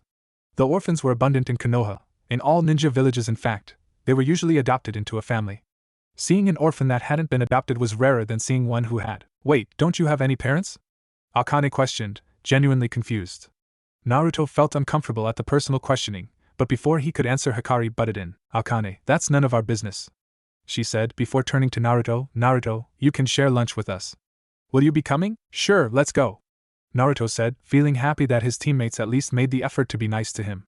Even now, he didn't have many friends in the academy, and he didn't have any friends in his specific class. The majority of the class thought of and treated him as an idiot and a dead last, but he seemed to have lucked out with these teammates. As the trio made to leave, a figure blurred in front of them. All of them tensed at the speed this person seemed to possess, which was much greater than any of them could even think of achieving at the moment, and they only slightly relaxed when they realized that it was a Konoha shinobi. To be more specific, it was a kunoichi ANBU, wearing a cat mask which did nothing to block the flowing violet hair from beautifully cascading out from around her. Naruto relaxed, realizing who it was. And his attention was drawn away to the box she was carrying in her hands. Yo! Is that food? Naruto asked. Akane and Hikari blinked at the familiarity that Naruto showed with the kunoichi ANBU. The ANBU chuckled and pulled off her mask, revealing her stunning face to the world. It was none other than Yuzuki Yugogo. Is that all you care about? There's no, oh, I'm glad to see you're back from your mission safe and sound, or even a hug for your Neichan whom you haven't seen for a whole week, Yugogo said, pouting as she attached her mask to her belt. Hikari and Akane looked on in wonder. I said yo? Naruto grumbled. Now tell me, is that food? Yugogo sighed, shaking her head in amusement. But she still handed him the box. Now what do you say? She asked playfully. I say yay, food. Naruto replied cheekily in the process of opening the box. Yugogo's hand blurred faster than any of the genin could react, and she held the box once again. I say thank you, I say thank you, Naruto pleaded, leaping for the lunchbox. Yugogo gracefully tilted her body sideways, sticking her leg out, and Naruto went tumbling onto the ground, sending dust up into the air. Yugogo held the lunchbox out tantalizingly. She said, in a thinking manner like Kakashi would always do. Naruto would surely get annoyed. Well, I guess you don't really want any food. Maybe I should just eat this barbecue chicken all by myself. Yugogo, and Akane and Hikari as well, watched amusedly as Naruto leapt to his feet swiftly. His eyes zoned in on the lunchbox as if he had a Sharingan, and he brought his hands up to form a single hand seal. Bunshin no Jutsu, Naruto called out, and Yugogo blanched in shock as a single clone phased in beside him. Bunshin? That means dash, but Yugogo couldn't finish her thought as Naruto's clone jumped at her. Her shock cost her as the clone suddenly gained a body, and the real Naruto that had stayed back shimmered slightly as if it was the clone. The clone turned. Naruto grabbed the lunchbox from her outstretched hand and spun, protecting it with his body lest Yugogo tried to snatch it back, and he knew that she could. He chucked the lunchbox back at the other Naruto, who suddenly gained a body as he caught it, and the Naruto that had grabbed the lunchbox faded out of existence, as it were a clone all along. But Yugogo didn't do anything but gaze at him with surprise. Naruto had been able to do Bunshin no Jutsu since he was just 7 years old. He had even managed to learn the exclusive Kawarimi variant of the technique which had been taught to him by the intruder, Jensei Mashanis. However, as he got older, he found it harder and harder to be able to do the technique until it got to the point that he couldn't make a decent Bunshin at all, let alone a Kawarimi Bunshin. He hadn't known what was happening, but Kakashi explained to him that it was to be expected because his chakra was growing faster than his control of it. Naruto could have attempted to practice control, but that would mean constant and endless training in chakra control, so Naruto didn't make any attempt to learn chakra control exercises. For him to have used that technique meant that he had finally finished his technique. Meanwhile, Akane looked on in wonderment as the supposed dead last had managed to steal something from an ANBU who was apparently his big sister. Hikari's eyebrows were furrowed in confusion, but it was for a different reason. Unlike Akane and Naruto, she wasn't at the bottom of the class. She was actually quite high up. While other girls such as Haruno Sakura or Yamanaka Ino were beyond her level, though she was sure that it was academically only, Hikari was no slouch. Akane, her best friend and an Uchiha, would have been the dead last if Naruto didn't hold that title. While Hikari truly admired Akane's kind and forgiving nature, which was also one of the reasons that the two of them were now best friends, Hikari knew that Akane would not see what she had just seen. When Naruto jumped to grab the lunchbox, Hikari was sure that it was the clone that had jumped. There was no dust scattered when he jumped, there was no noise of his sandals on the ground, typical signs of the Bunshin no Jutsu. But the clone was suddenly real as it grabbed the lunchbox, and the real Naruto wasn't real anymore. And then it turned real once more while the clone that grabbed the lunchbox had faded away like a regular clone would. What in the world was that? Hikari's thoughts were interrupted when Yugogo slowly spoke up. Naruto, that was the Bunshin no Jutsu. Yugogo stated the obvious, to which Naruto nodded, grinning. You just did the Bunshin no Jutsu, which means, yup. Naruto answered the unasked question. His grin didn't leave his face, even as Yugogo shot at him. Hikari and Akane watched silently as Yugogo enveloped him in a tight hug. When? Yugogo asked. A day after you left, was Naruto's simple reply. Then I guess you're a genin now. Yugogo chuckled as she released him. Naruto put his hands behind his head. One of them was still holding the lunchbox. Yeah, it's great, Naruto told her, grinning sheepishly. Yugogo grabbed his chin and placed a moist kiss on his whiskered cheek, and whispered to him, I'm so proud of you, Uzumaki Naruto. Naruto blushed at the praise and the kiss. Akane and Hikari grinned and smiled respectively at the touching scene. Kami, embarrass me in front of my teammates, why don't you? Naruto said in good humor. Eh? Teammates? Yugogo asked, looking over at Akane and Hikari in confusion, at which both shifted around at the thought of an ANBU kunoichi paying close attention to them. She looked back at Naruto, decidedly confused. Naruto, weren't you the dead last at the academy? Yugogo asked. Naruto grumbled at her question. Yeah, but you don't have to be so blunt about it. Yugogo ignored his discomfort. And who were the top 2 students? She asked. That bastard, Uchiha Sasuke, and his idiot fangirl, Harino Sakura. Of all the people, it had to be those 2 losers. Naruto answered sourly, at which Akane punched his arm. Don't call my cousin a bastard. He's just a little socially stupid. Akane said, scowling. Socially inept. Hikari corrected her. Yugogo rubbed her chin in thought. I see. She looked back at Naruto's teammates, and bowed after saying, I apologize for my rudeness. My name is Yuzuki Yugogo. It is a pleasure to meet you. I'm Uchiha Akane. It's so cool to meet such a successful kunoichi. What's ANBU like? How did you get there? And how exactly are you? Hikari interrupted Akane's endless verbal diatribe. My name is Hyuga Hikari. It's a pleasure to meet you as well, Yugogo-san. Hikari said, bowing back at Yugogo. Well, as much as I'd like to spend more time with all of you, I'm afraid that I have other business to take care of. Perhaps I can answer your questions another day, Akane-chan. Yugogo said, smiling at the girls. Yeah, that'd be awesome. Akane said cheerfully. I look forward to it. Yugogo said, well, take care, Akane-chan, Hikari-chan. And please watch after this little idiot. Yugogo formed a hand seal and disappeared in a flurry of dust and leaves, having used the Shunshin no Jutsu. Will do! Akane yelled after her, looking at the direction that she went off in with starstruck eyes. Wow, Yugogo-san. So cool. Well, let's go eat lunch. Naruto said excitedly, but just then, a bell went off in the academy. It was time to meet their sensei. Oh no! No! Naruto cried out in anguish, clutching his precious barbecue chicken to himself. Hikari chuckled, showing her amusement for the first time. It's okay, Naruto, she said, putting her hand on his shoulder. We can eat later with our sensei.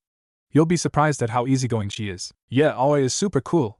Akane said, I just know you'll be so surprised when you meet her. Team 2, Team 6, Team 4. Naruto watched as the newly appointed Genin followed their newly appointed senseis out. Team 10. Come here. A bearded man called out. As Shikamaru, Chuji, and Ino went over to their sensei, Naruto regarded the jounin.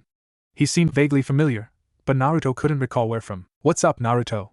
Akane asked. Oh, I was just trying to remember where I've seen that guy before. Naruto answered. The jounin, who had yet to leave the room, felt Naruto's gaze and looked back at him. Naruto noticed that the jounin's gaze hardened when looking at him, so he averted his own. You'd think after being so long in this village, people would stop looking at me like that. Naruto thought to himself sadly. That's Sarutobi Asuma. He's the son of the Hokage. Hikari answered. Naruto suddenly remembered. He had seen him in a photo on the Hokage's desk. Team 8. Come here please. Naruto's eyes went straight to the origin of the pleasant voice. The sensei of Team 8 was certainly a beauty. Naruto thought back to the morning, trying to recall her name. What with everything that had happened since then, it was a bit hard. Yuhi Kurenai? Naruto thought to himself. Naruto watched as Team 8 went over to their beautiful sensei. Shino seemed indifferent, though Naruto could never really tell with Shino anyway. Hinata, probably the weirdest and shyest girl in the class, though she was better than most, mainly because she wasn't a fangirl, looked strangely happy for some reason, and Kiba of course had a shit-eating grin on his face at the prospect of having such a hot babe as his sensei. The raven-haired woman looked at Naruto of her own volition. Naruto looked back, not knowing what to think. But soon enough, even her gaze gained that quality, the one that judged him unworthy. However, a loud voice interrupted their staring contest, as Kurenai blinked. Alright. Where's Team 9? Naruto looked to the source of that voice. His to-be sensei had the same Hyuga eyes as every other Hyuga, but that was where the similarities ended. She was definitely beautiful. Her skin tone was fairly darker than most Hyuga had, but it was still slightly paler than Naruto's. She looked almost like an older Hinata. However, what really stood out about her was her hair. It was extremely long, reaching all the way to her calves. But the uniqueness came in the fact that it was braided. Her clothing was untypical for a Hyuga as well. She wore a tank top and long shorts on top of fishnet on top of black spandex, which covered the whole body from neck to ankle. The only parts that were bare were her forearms, face, and feet. And, like Hikari, and unlike Hinata, her hitai was tied around her forehead. Needless to say, it was extremely unorthodox, not just for a Hyuga, but for a kunoichi as well. Hikari, Akane, and Naruto walked over to their new sensei, who looked over at them. As her eyes locked with Naruto's, she did something that he did not expect. Kya, what the? Naruto suddenly felt much heavier, as he looked up to see Aoi riding on his shoulders. He stumbled a bit at the sudden increase in weight, but quickly placed his feet apart in attempt to regain balance, but it was to no avail. As both sensei and student went tumbling to the ground, Aoi spun around acrobatically so that she would end up underneath him, meeting face to face. They hit the ground with a loud thud, with Naruto's body pressing on top of Aoi's. Oh, so bold. Please, Naruto-sama, take me. Aoi gasped out in a luscious voice. Eh? Was Naruto's only reply. The people remaining in the room watched the two in shock. Well, Akane said weakly, recovering from her shock. I told you she'd surprise you. Hikari's face met palm. Okay, well, I know you too, Aoi said, indicating Akane and Hikari, and Naruto-sama, I know you too. You two know me, but Naruto-sama should too know me, so let's let both of us twos introduce ourselves, so we can know everybody. Naruto looked up at her. She was still riding on his shoulders. She had insisted that he carry her around and wouldn't remove herself from that position. Hikari, you start. Names, likes, dislikes, goals, dreams? Aoi ordered the girl. The girl in question sighed, but obeyed. My name is Hyuga Hikari, 12 years old. I like flowers and spending time with my friends. I also tolerate Aoi. Hikari started, at which Aoi pouted in indignation. I dislike people who discriminate others because they believe themselves to be better. I don't have any particular goals for the future, but my dream is to be with my friends. As Hikari presented herself, Naruto took the time to observe her. Like every Hyuga, Hikari had the milky white eyes that were their trademark Dijitsu, the Byakugan. Her dark brown hair was long, reaching to the middle of her back, but was cut short at the front, bangs resting on her hataite, which was tied around her forehead. She wore pale white clothing as was the norm for most Hyugas. She also had a quiet air of confidence, but there was nothing that really identified her apart from the rest of the clan, except for a pink hair clip that stood out. Akane, you next, the girl in question grinned. Yo, my name is Uchiha Akane. I like Hikari-chan, Aoi, Hinata-chan, Hanabi-chan, my brother Shinji, my aunt Makoto, my cousin Sasuke-kun, the legendary Tsunade-sama, Hokage-sama, the guy who brings us milk bottles every day. What was his name? The girl who Akane listed off in rapid fire. But one of Aoi's braids suddenly reached out and whipped her head. Oh. Okay. I dislike people who put others down for their own pleasure, and my goal is to unlock my Sharingan and to show everyone that I can also become an awesome kunoichi. Akane had jet black eyes and hair like most Uchiha did, but her hair was cropped and only reached down to her shoulders. She wore a dark half-sleeved shirt and off-white long shorts. Her shirt had the Uchiha clan symbol on the back. Naruto thought that her clothing was almost an imitation of Sasuke's, though he had to admit that Akane was much more pleasant to look at. Alright, I'll go next. Aoi said exuberantly, my name is Hyuga Aoi. My likes? Well, I love Naruto-sama, and I like envisioning what our kids would look like. Naruto didn't know how to react. I dislike the rule that stops senseis from betting their students. My goal for the future is to christen Naruto-sama's Chunin vest, and my dream for the future is to marry and give Naruto-sama as many kids as he wants. Aoi exclaimed, grinning perversely. Okay, now the best for last. Go ahead, Naruto-sama. Aoi exclaimed. My name is Uzumaki Naruto. I'm 12 years old, and the things I like my friends and the people I consider to be my family. And my favorite food is ramen, and my favorite color is orange. Naruto proclaimed. Aoi rubbed her chin in thought. Orange? Naruto definitely did love orange, and his clothing reflected that. Both his vest and shorts were orange, and he wore a blue t-shirt underneath his vest, and blue sandals. He had previously swapped out the regular cloth on his hataite for a longer blue one that reached out all the way to his shoulders. I dislike people that discriminate against others for no reason, and the time I have to wait for ramen to cook. My goal for the future is to save as many friends as I can, and he said, remembering Naruto, and then he grinned. My dream is to one day become a fine ninja of this village. To become Hokage. Then my new goal is to christen Naruto-sama's Hokage robes. Aoi piped up immediately. Aoi, how about being serious and telling us what we're supposed to do next now that we're Genin? Hikari spoke up. Kami, what a killjoy. But at the look on Hikari's face, Aoi complied. She flipped off of Naruto's shoulders, finally, and turned to face all three Genin. Fine. Aoi's voice took on a serious tone. The Genin title that you hold currently is a fake. All three 12-year-olds looked at her in surprise. Aoi smirked in understanding. Yeah, that's right. You three are currently Genin by Academy standards. But the Academy standards comply with what the non-shinobi civilians consider to be ninja, and that's all due to the politics between shinobi and non-shinobi citizens. To truly be a ninja by the standard of being a hidden village, there's another test you have to pass, given to you by your Jounin sensei. Only then will you be truly considered a Genin of Konoha. Aoi explained. What's this other test? Akane asked, oddly quiet. It varies from Jounin sensei to Jounin sensei, but it's always a combat test. I'm going to tell you three straight up. You have to prove that you have what it takes to work together as a team. Other Jounin will probably try to let their Genin figure this out by themselves, but I want to go the direct route. But don't think I'm taking it easy on you. Since when do you ever take it easy on us? Hikari asked, amused. Aoi ignored her comment. The other Jounin won't interfere with their Genin, just to see if they will come together on their own. Instead, I'm going to actively try to prevent you from working together. I'll be trying to split you up. It'll be harder on you three than most teams, so you're giving us the hardest test? Akane asked, looking subdued, which was a far outcry from her usually outgoing, happy-go-lucky behavior. Well, your test will be harder than most. But be glad you didn't get Hatake Kakashi as your sensei. His test is always the hardest, and he hasn't passed even a single team yet. Aoi said. What about you, Aoi-sensei? Naruto asked. How many teams have you passed? Actually, you three are my first team. And I really hope you pass. Aoi answered, winking sexily at Naruto. Naruto gulped. Anyway, out of all the graduating classes, each class will only have 3 teams that will pass. Except for your class. Your class gets 4 teams that graduate. To tell you the truth, the exception was made because your class shows the most promising shinobi that Konoha has seen in quite a while. Aoi further explained. So, I think I've given you enough information. Your combat test starts tomorrow at 0900 hours. Be at Training Ground 9. Make sure to eat a good breakfast, and be prepared. You'll need to be ready against me. Aoi informed them. Now, you three are officially dismissed. Unofficially, however, Aoi grinned, and jumped on Naruto's back, her arms encircling his chest and her cheek resting against his. Naruto fumbled slightly at the movement, but he was more prepared this time. His arms instinctively caught her legs, and the result was Naruto giving a piggyback to a woman twice his size. Take me home, Naruto-sama. Take me home and have your way with me. Akane suddenly clenched her fist in front of her. I won't lose to you, Naruto. Let's race. Hikari, get on. Hikari sighed yet again, but amazingly clambered onto the slightly larger Akane's back. Come on, Naruto-sama.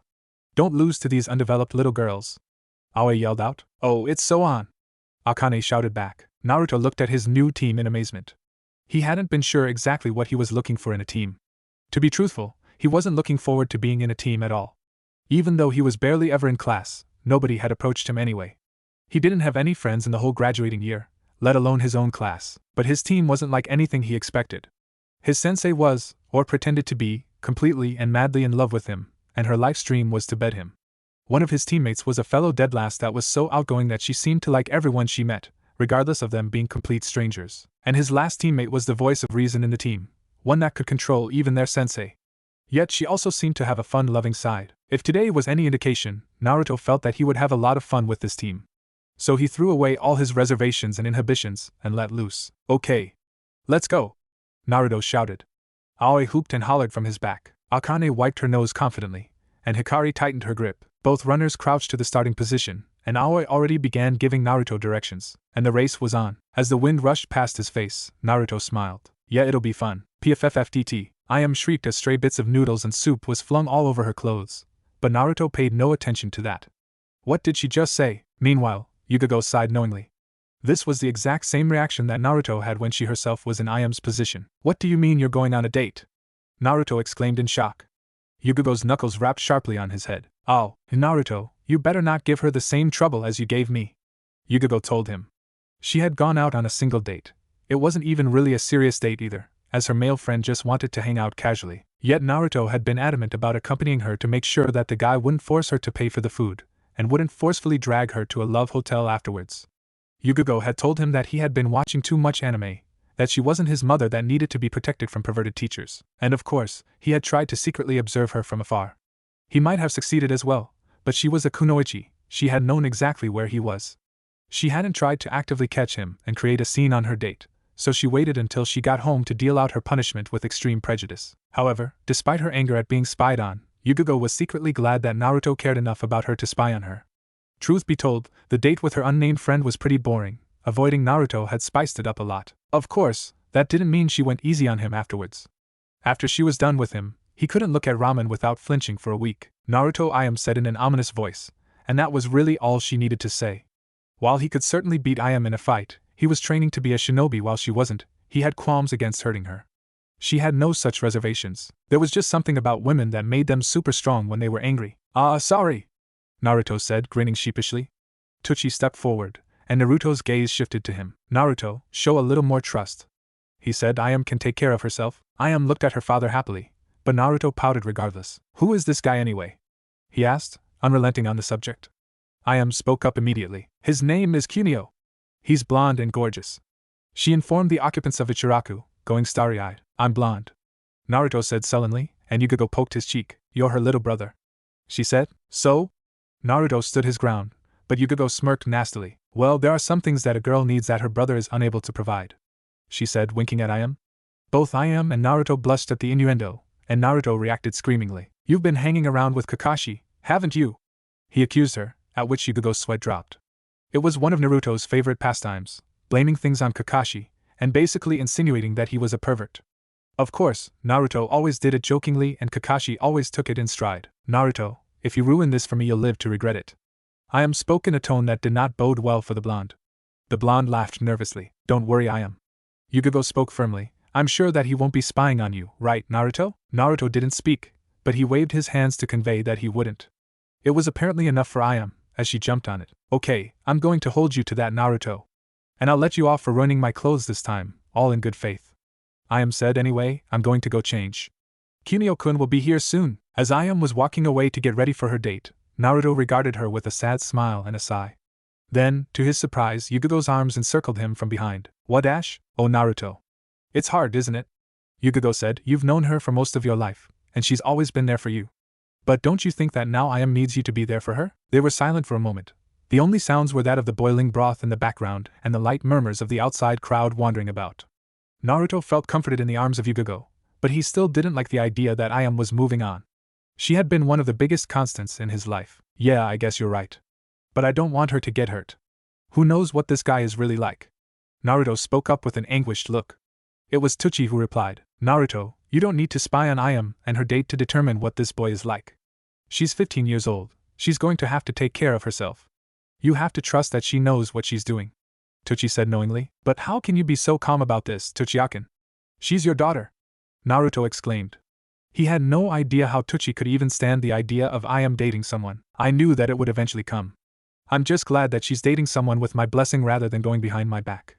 Tsuchi answered nonchalantly. Naruto didn't know what to say to that, but an interruption came in the form of Ayam. How do I look? Kya! Naruto winced at the high-pitched scream so close to his ear and he looked at Yugo incredulously. He still wasn't used to the fact that Yugo could be so girly. Let me look at you. You look so beautiful, Yugo said excitedly, holding Ayam out at arm's length. Ayam blushed prettily. Really? You think he'll like it? I thought that it was too simple, but Naruto stared in awe at what Ayam was wearing.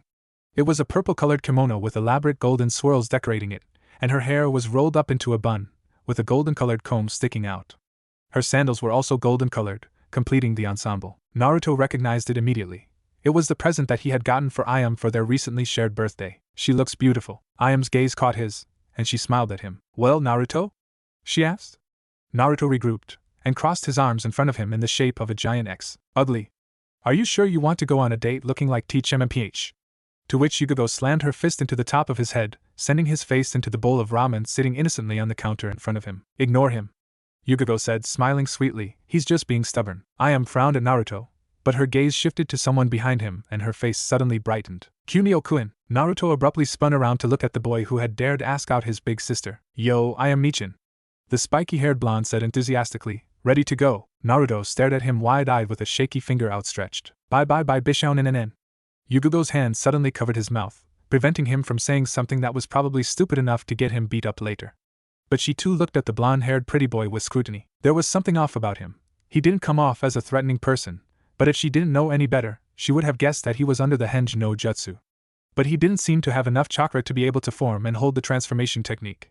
He could only have been a civilian. In the end, she squashed down her unease as just feelings of protectiveness. Ayam was practically her little sister, after all. Ayam giggled in response. Yes, of course. Let's go, she said, going over to him and latching onto his arm, smiling all the way. Kunio and Ayam made to leave, but Tsuchi's voice interrupted their progress. Have her home by 9. Tsuchi said gruffly, not amused by Kunio's rudeness. Ayam immediately rebuked her curfew. 9. That's way too early. Come on, Tusan, at least let us stay out till 11. She argued, but Kunio jumped in. Ah no, Ayam Michin, I can't stay out that long. I have to be in bed by 10. Kunio interrupted. Naruto stared at him in disbelief. He's like a 5-year-old, he thought, but Ayam giggled anyway. Oh, Kunio-kun, you're so funny, she said before turning back to her father. Okay, come on, Dad, at least give us till 10. Fine. But you better be in the house by 10. Not a minute later, Tsuchi said warningly. Naruto nodded his agreement, not noticing how stupid he looked with ramen dripping down his face and noodles hanging from his nose and ears. And no kissing, Naruto added tersely. Ayam glared at him, But Kunio replied before she could do anything. Kunio pouted, but he saluted Naruto anyway. Okay, anything you say, boss. Okay. Let's go. Ayam said, pulling Kunio away from Naruto. By everyone. The three remaining people watched them walk away into the distance, before turning back to each other in silence. Naruto wasn't sure what to think, while Yugugo watched him with sympathy. Tuchi's face was oddly blank. After a long moment of silence, Yugugo finally spoke up. I'd best be going. Thank you for the meal, Tuchi-san. And you, Naruto! Yugugo barked sharply, jabbing him softly in the chest with her index finger. You'd better not be following her or else. Don't worry, Yugugo-san, I'll keep an eye on him. Tuchi said. Yugugo looked at him gratefully. Thank you. Later.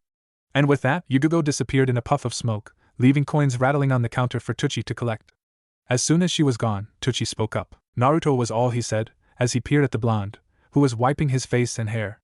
And Naruto replied knowingly, I'm on it. As Naruto left the ramen stand to go spy on Ayam's date, Tuchi nodded to himself, eyes closed with assurance. I can count on Naruto. Nobody's good enough for my daughter. What the hell is wrong with this guy? Naruto whispered heatedly to himself, as he observed Kunio and Ayam from the foliage.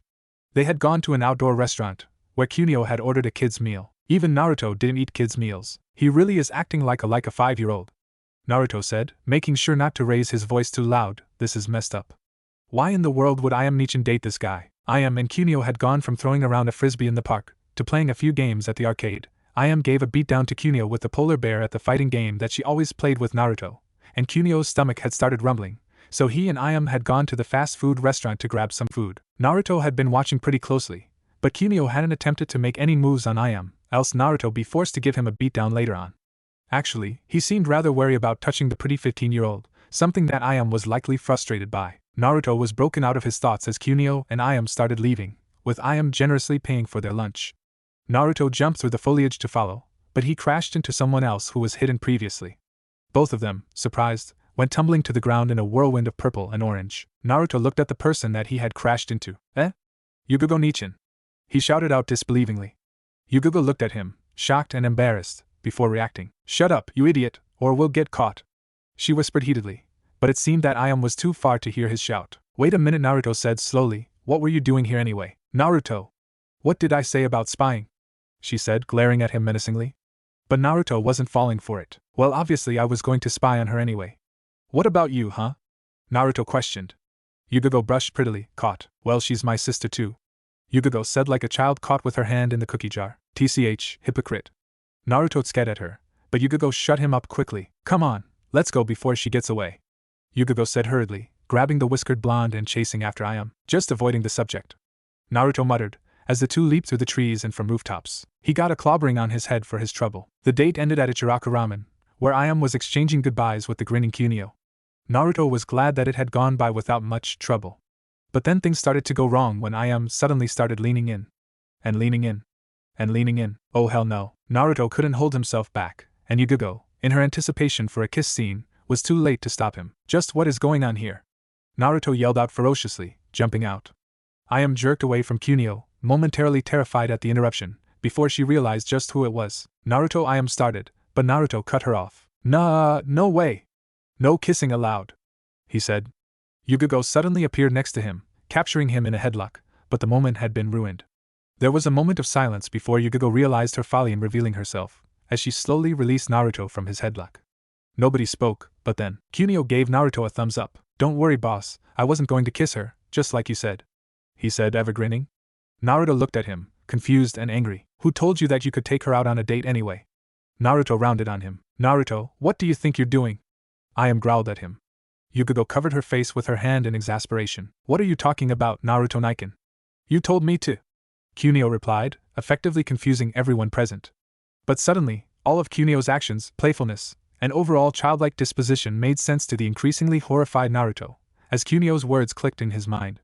This didn't bode well. Kunio formed a tiger seal, and with a puff of smoke, suddenly shrunk until he was about half of Ayam's height. The boy was now wearing goggles and a blue scarf, his hair was a spiky brown, and he had a bright grin on his face. And everyone there looked at him in disbelief. Konoha Maru, I almost made out with a 5-year-old.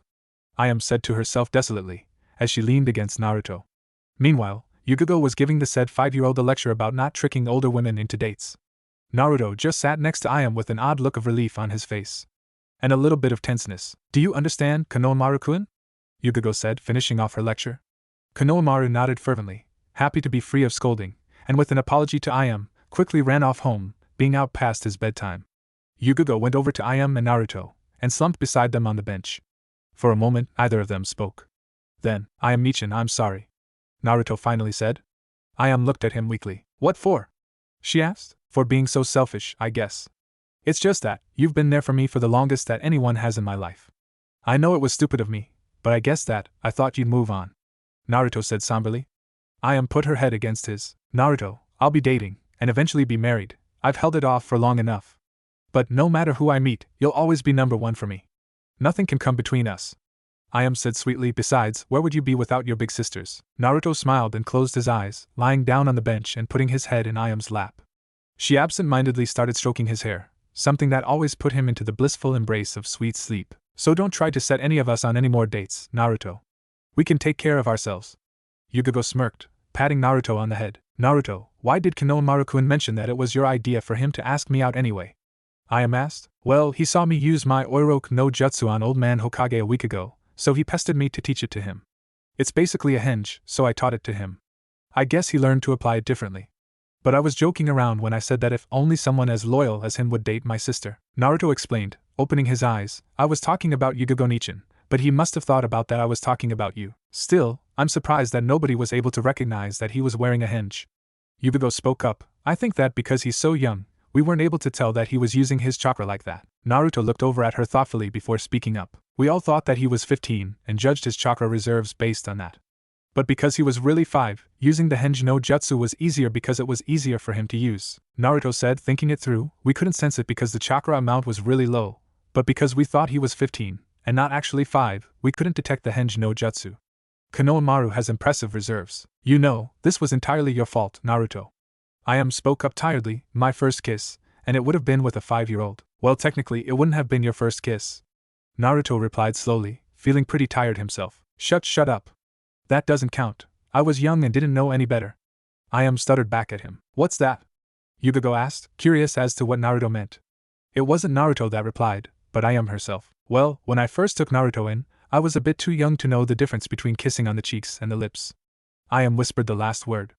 Yugago gaped at her. Naruto was your first kiss? She asked gleefully. She leered at Naruto, delighted at this new weapon that she had against him. Ugh, please don't remind me. Thankfully, Toussaint told me not to do it anymore, Ayame said, shuddering slightly. As if it was contagious, Naruto shuddered as well. Let's not talk about this. He spoke up, thoroughly disturbed. Mao, what about me, Naruto? Where's my kiss? Yugago asked teasingly. Naruto covered his ears tightly. La la la la la, I can't hear you, he sang. Soon enough, Ayame would also join in, and the two would tease Naruto like cats that played with their food well into the night, bringing the day to a close. Peering past the curtains through his window, Teuchi regarded the three of them with a smile. Then he nodded to himself reassuringly. Nobody's good enough for my daughter. Kakashi couldn't help but laugh, even as his eye flew back to his novel. Well, you certainly seem to be an interesting person to have as a sensei, he told her. Aoi grinned at his comment. Think he'll like it? She asked him, spinning around once as if showing off her clothes. Kakashi didn't give her a reply, but there was still an aura of hilarity around him. So why did you give Naruto to me? Not that I mind, of course. But I'm curious nonetheless. I mean, your sensei pretty much acknowledged the boy as his own legacy, and even trusted the future of Konoha with him. Aoi asked. You have no idea how close to the truth you really are, Aoi, Kakashi thought.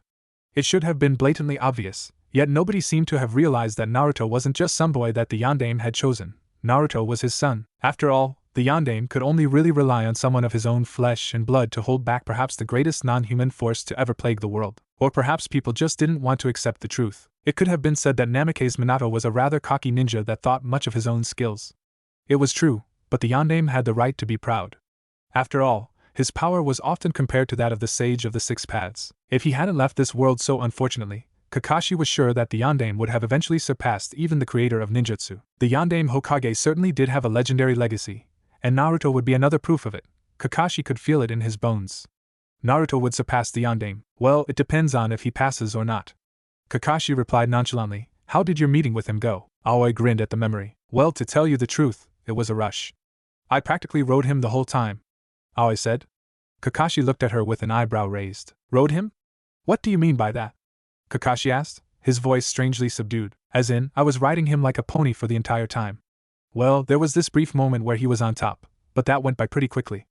I like being on top, and let me tell you, it sure was a bouncy ride. Aoi grinned at him, thinking back to the race that Naruto had with Akane. He had won just barely. Kakashi stared at her blankly for a moment. Then suddenly clenched his fist in front of him. Naruto, you've made me so proud, he thought, tears falling theatrically from his only visible eye, bagging such a hot woman. Aoi chuckled at his reaction. So I'm guessing your team is waiting for you? Aoi asked him. It was still morning, probably around 8 a.m. if Kakashi had judged the position of the sun correctly.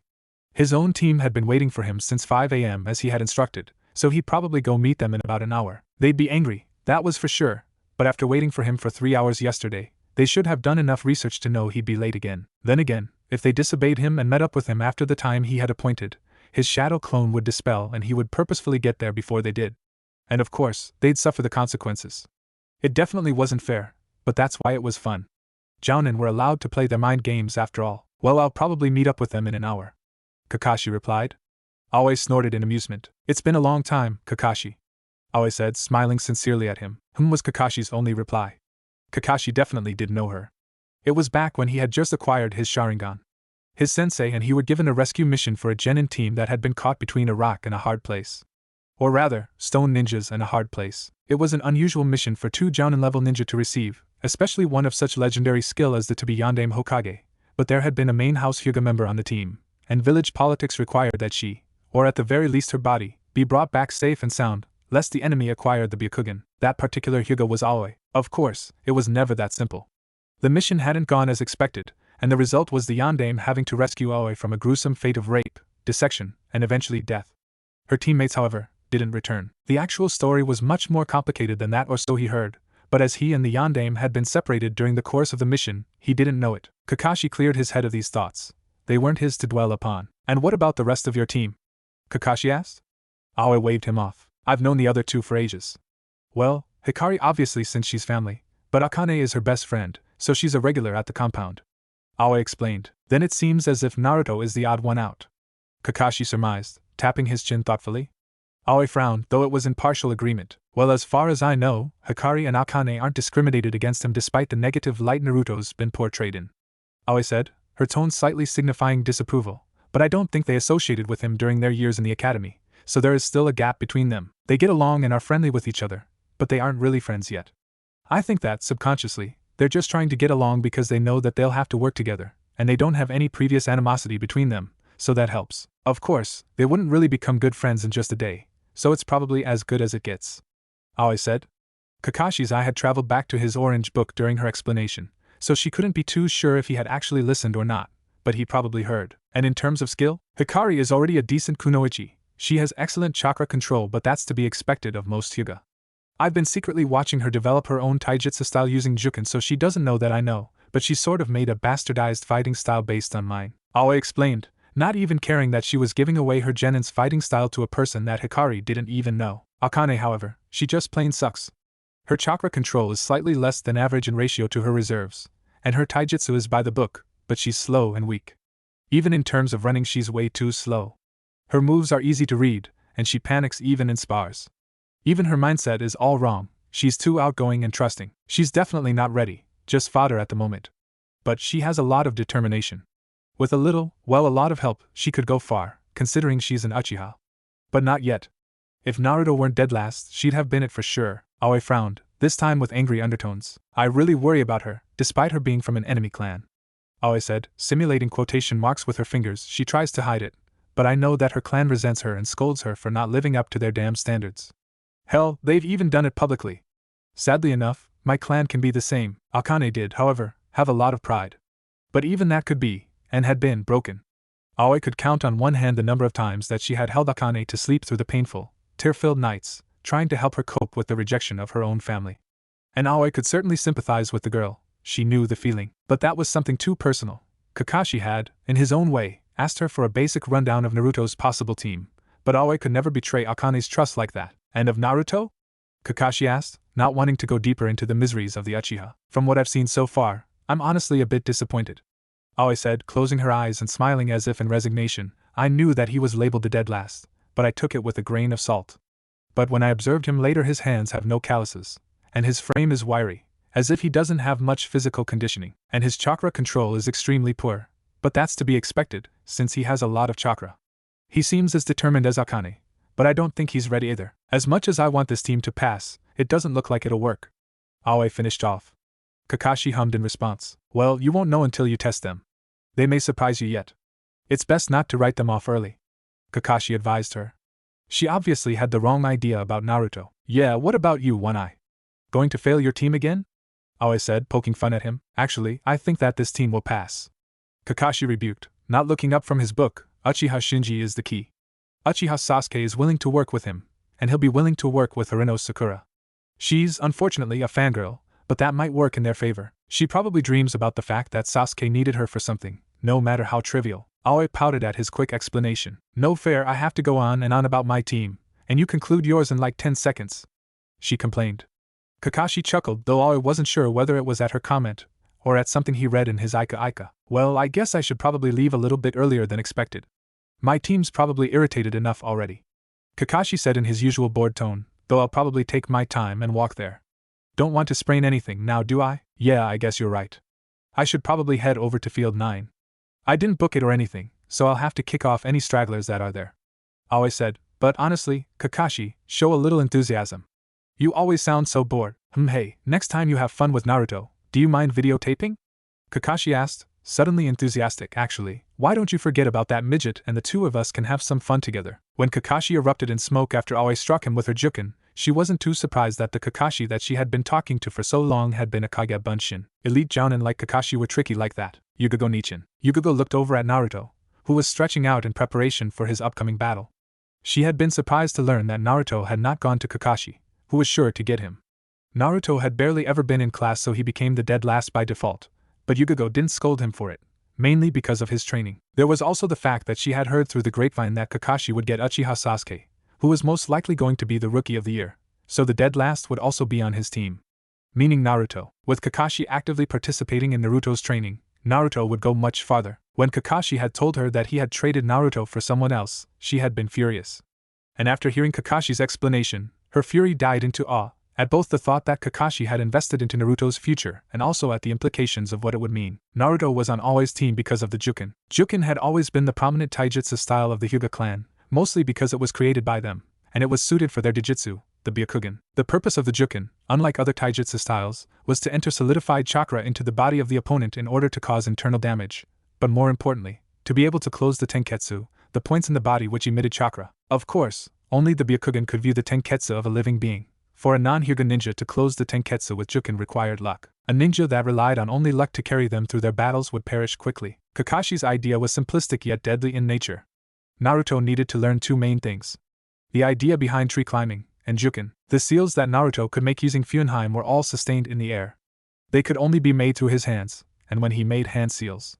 Or in other words, during the ninjutsu/genjutsu process, most fuinjutsu seals required a solid surface to be tied down to, so the only ones that Naruto could really use at the moment were the supplementary seals for elemental-type ninjutsu, and of course, the chakra control seal, which was a requirement for Fuinheim. However, if Naruto could use the basis for the tree climbing technique, and combine it with the Jukin, then his skill and threat could jump to a whole other level. The tree climbing training technique was one taught to all genin, and it was one of the most basic and useful of chakra control techniques.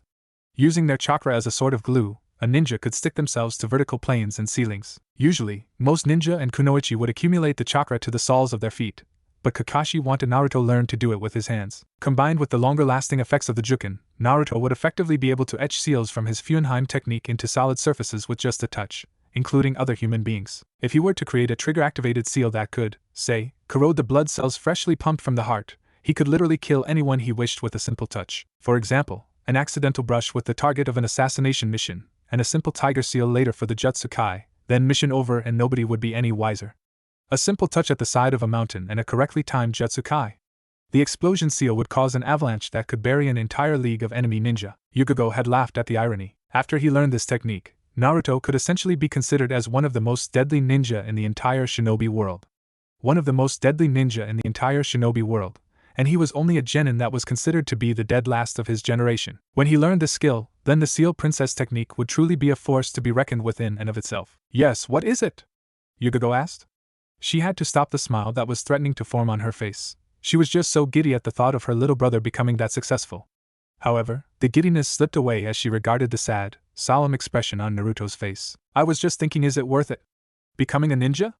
Naruto asked, deadly serious. Yugogo couldn't hold back her shock. Naruto, what are you talking about? Yugogo immediately questioned him, her surprise twisting her tone to sound outraged. I'm really happy that I'm getting the chance to become a ninja, I am. Naruto said, covering his tracks, but when I got home from meeting my sensei, I just started having second thoughts. Yugogo felt anger bubble up inside her.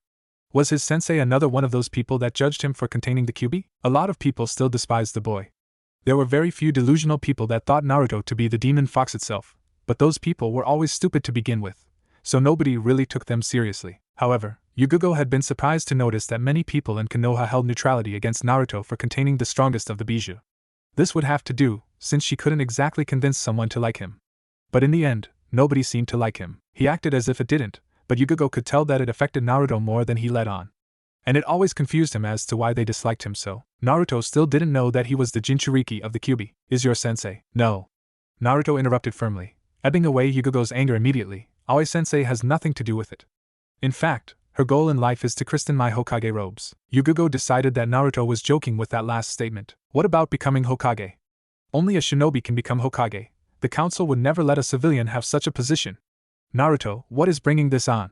Yugogo asked him, feeling extremely anguished, and rightly so. Naruto had always been a determined person, even when he was a child. The only place that his determination had faltered had been in learning to trust others. But his time at the academy had showed him that he could make bonds worth having with other people. But to hear him talking about just giving up, I never got a chance to tell you, what with everyone being so happy last night. Naruto started. Last night, Yugogo had gathered Ayam, Tsuchi, and Kakashi and threw a party in honor of Naruto. It had been the wrong time to reveal it would ruin the happy mood that everyone had. Naruto-san was killed in the Chunin exams. Naruto told her, deciding to be blunt. Yugogo's eyes widened slightly, but that was the only sign of her surprise. He sacrificed his life to save Kaori's. He continued, but Yugogo interrupted. Are you afraid to lose your life? Yugogo asked him softly. She didn't think any less of him for it. Every ninja feared for their lives at one point or another. That's not the specific reason, no. It's just that, one day, I'll be the person that tried to kill a Kaori, while another Naruto will die by my hands for her.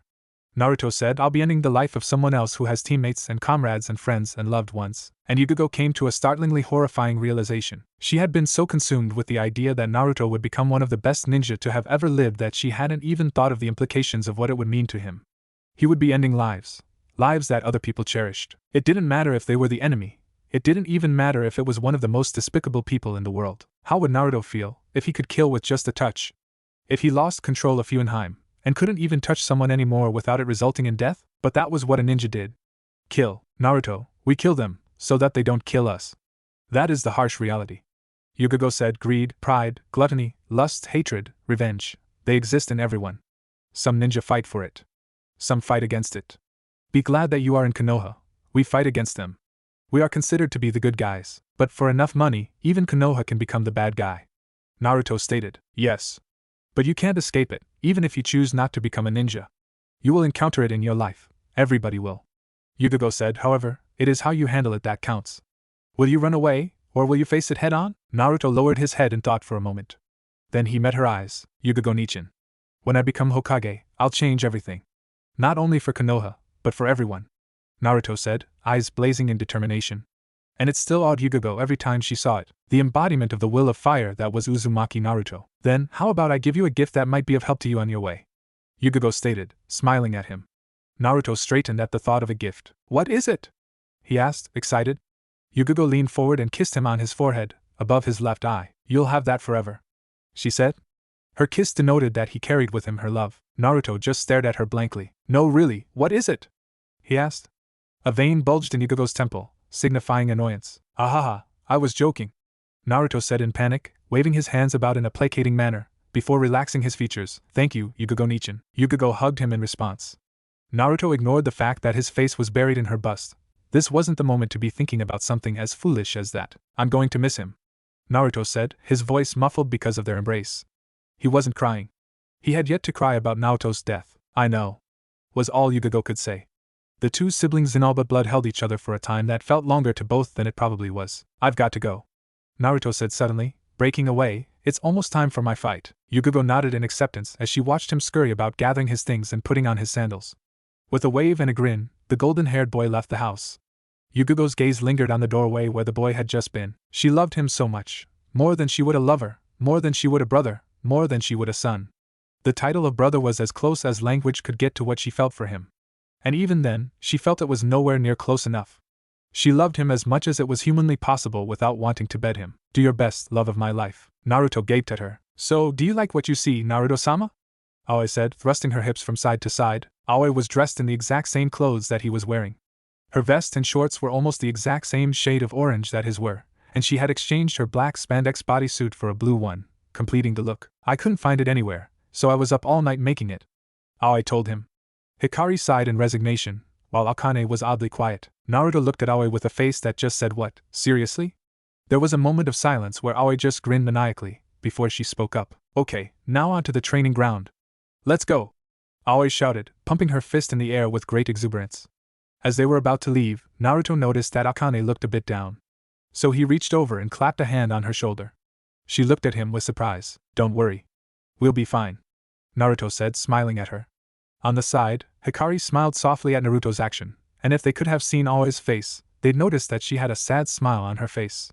Aoi took off, leaving them behind. Akane's face morphed into a softly smiling one. Yeah was all she said, though there wasn't any doubt left in her.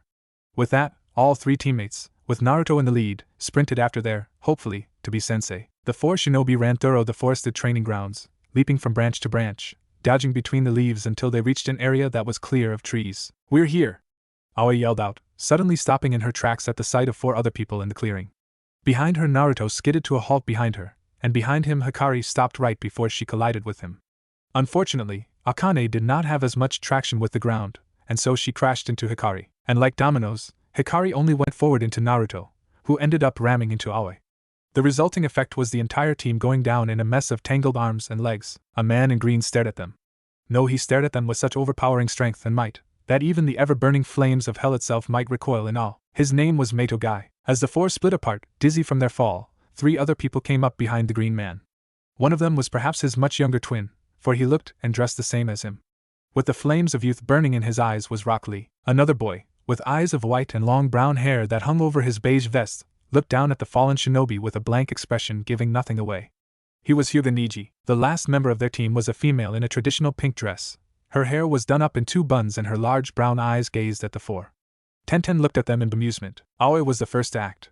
She broke apart from the three Genin hopeful Genin and stood up, smiling mischievously at them. Era, was that your plan? You team up and seduce me into victory? My, how forward of you. Aoi said before turning to the man whose youth was brightly burning even now. Okay, clear out Guy. I need the field. The mushroom-headed Guy clone frowned at Aoi's command. Guy-sensei, do you know her? She seems rather rude and unyouthful, the boy said with a slight look of disdain on his face. Naruto looked at him, recognizing the boy. Rock Lee, he looked over at the only Hyuga male currently present. This is your rival? He was one of Naruto's only friends during his time at the academy, along with Naruto. From what Naruto remembered, his friend was excellent at taijutsu. Naruto didn't understand why he had a rivalry with his teammate. Niji, noticing Naruto's gaze, looked back at him, not reacting at all. His face remained as impassive as ever. But soon enough, they averted their eyes back to the conversation.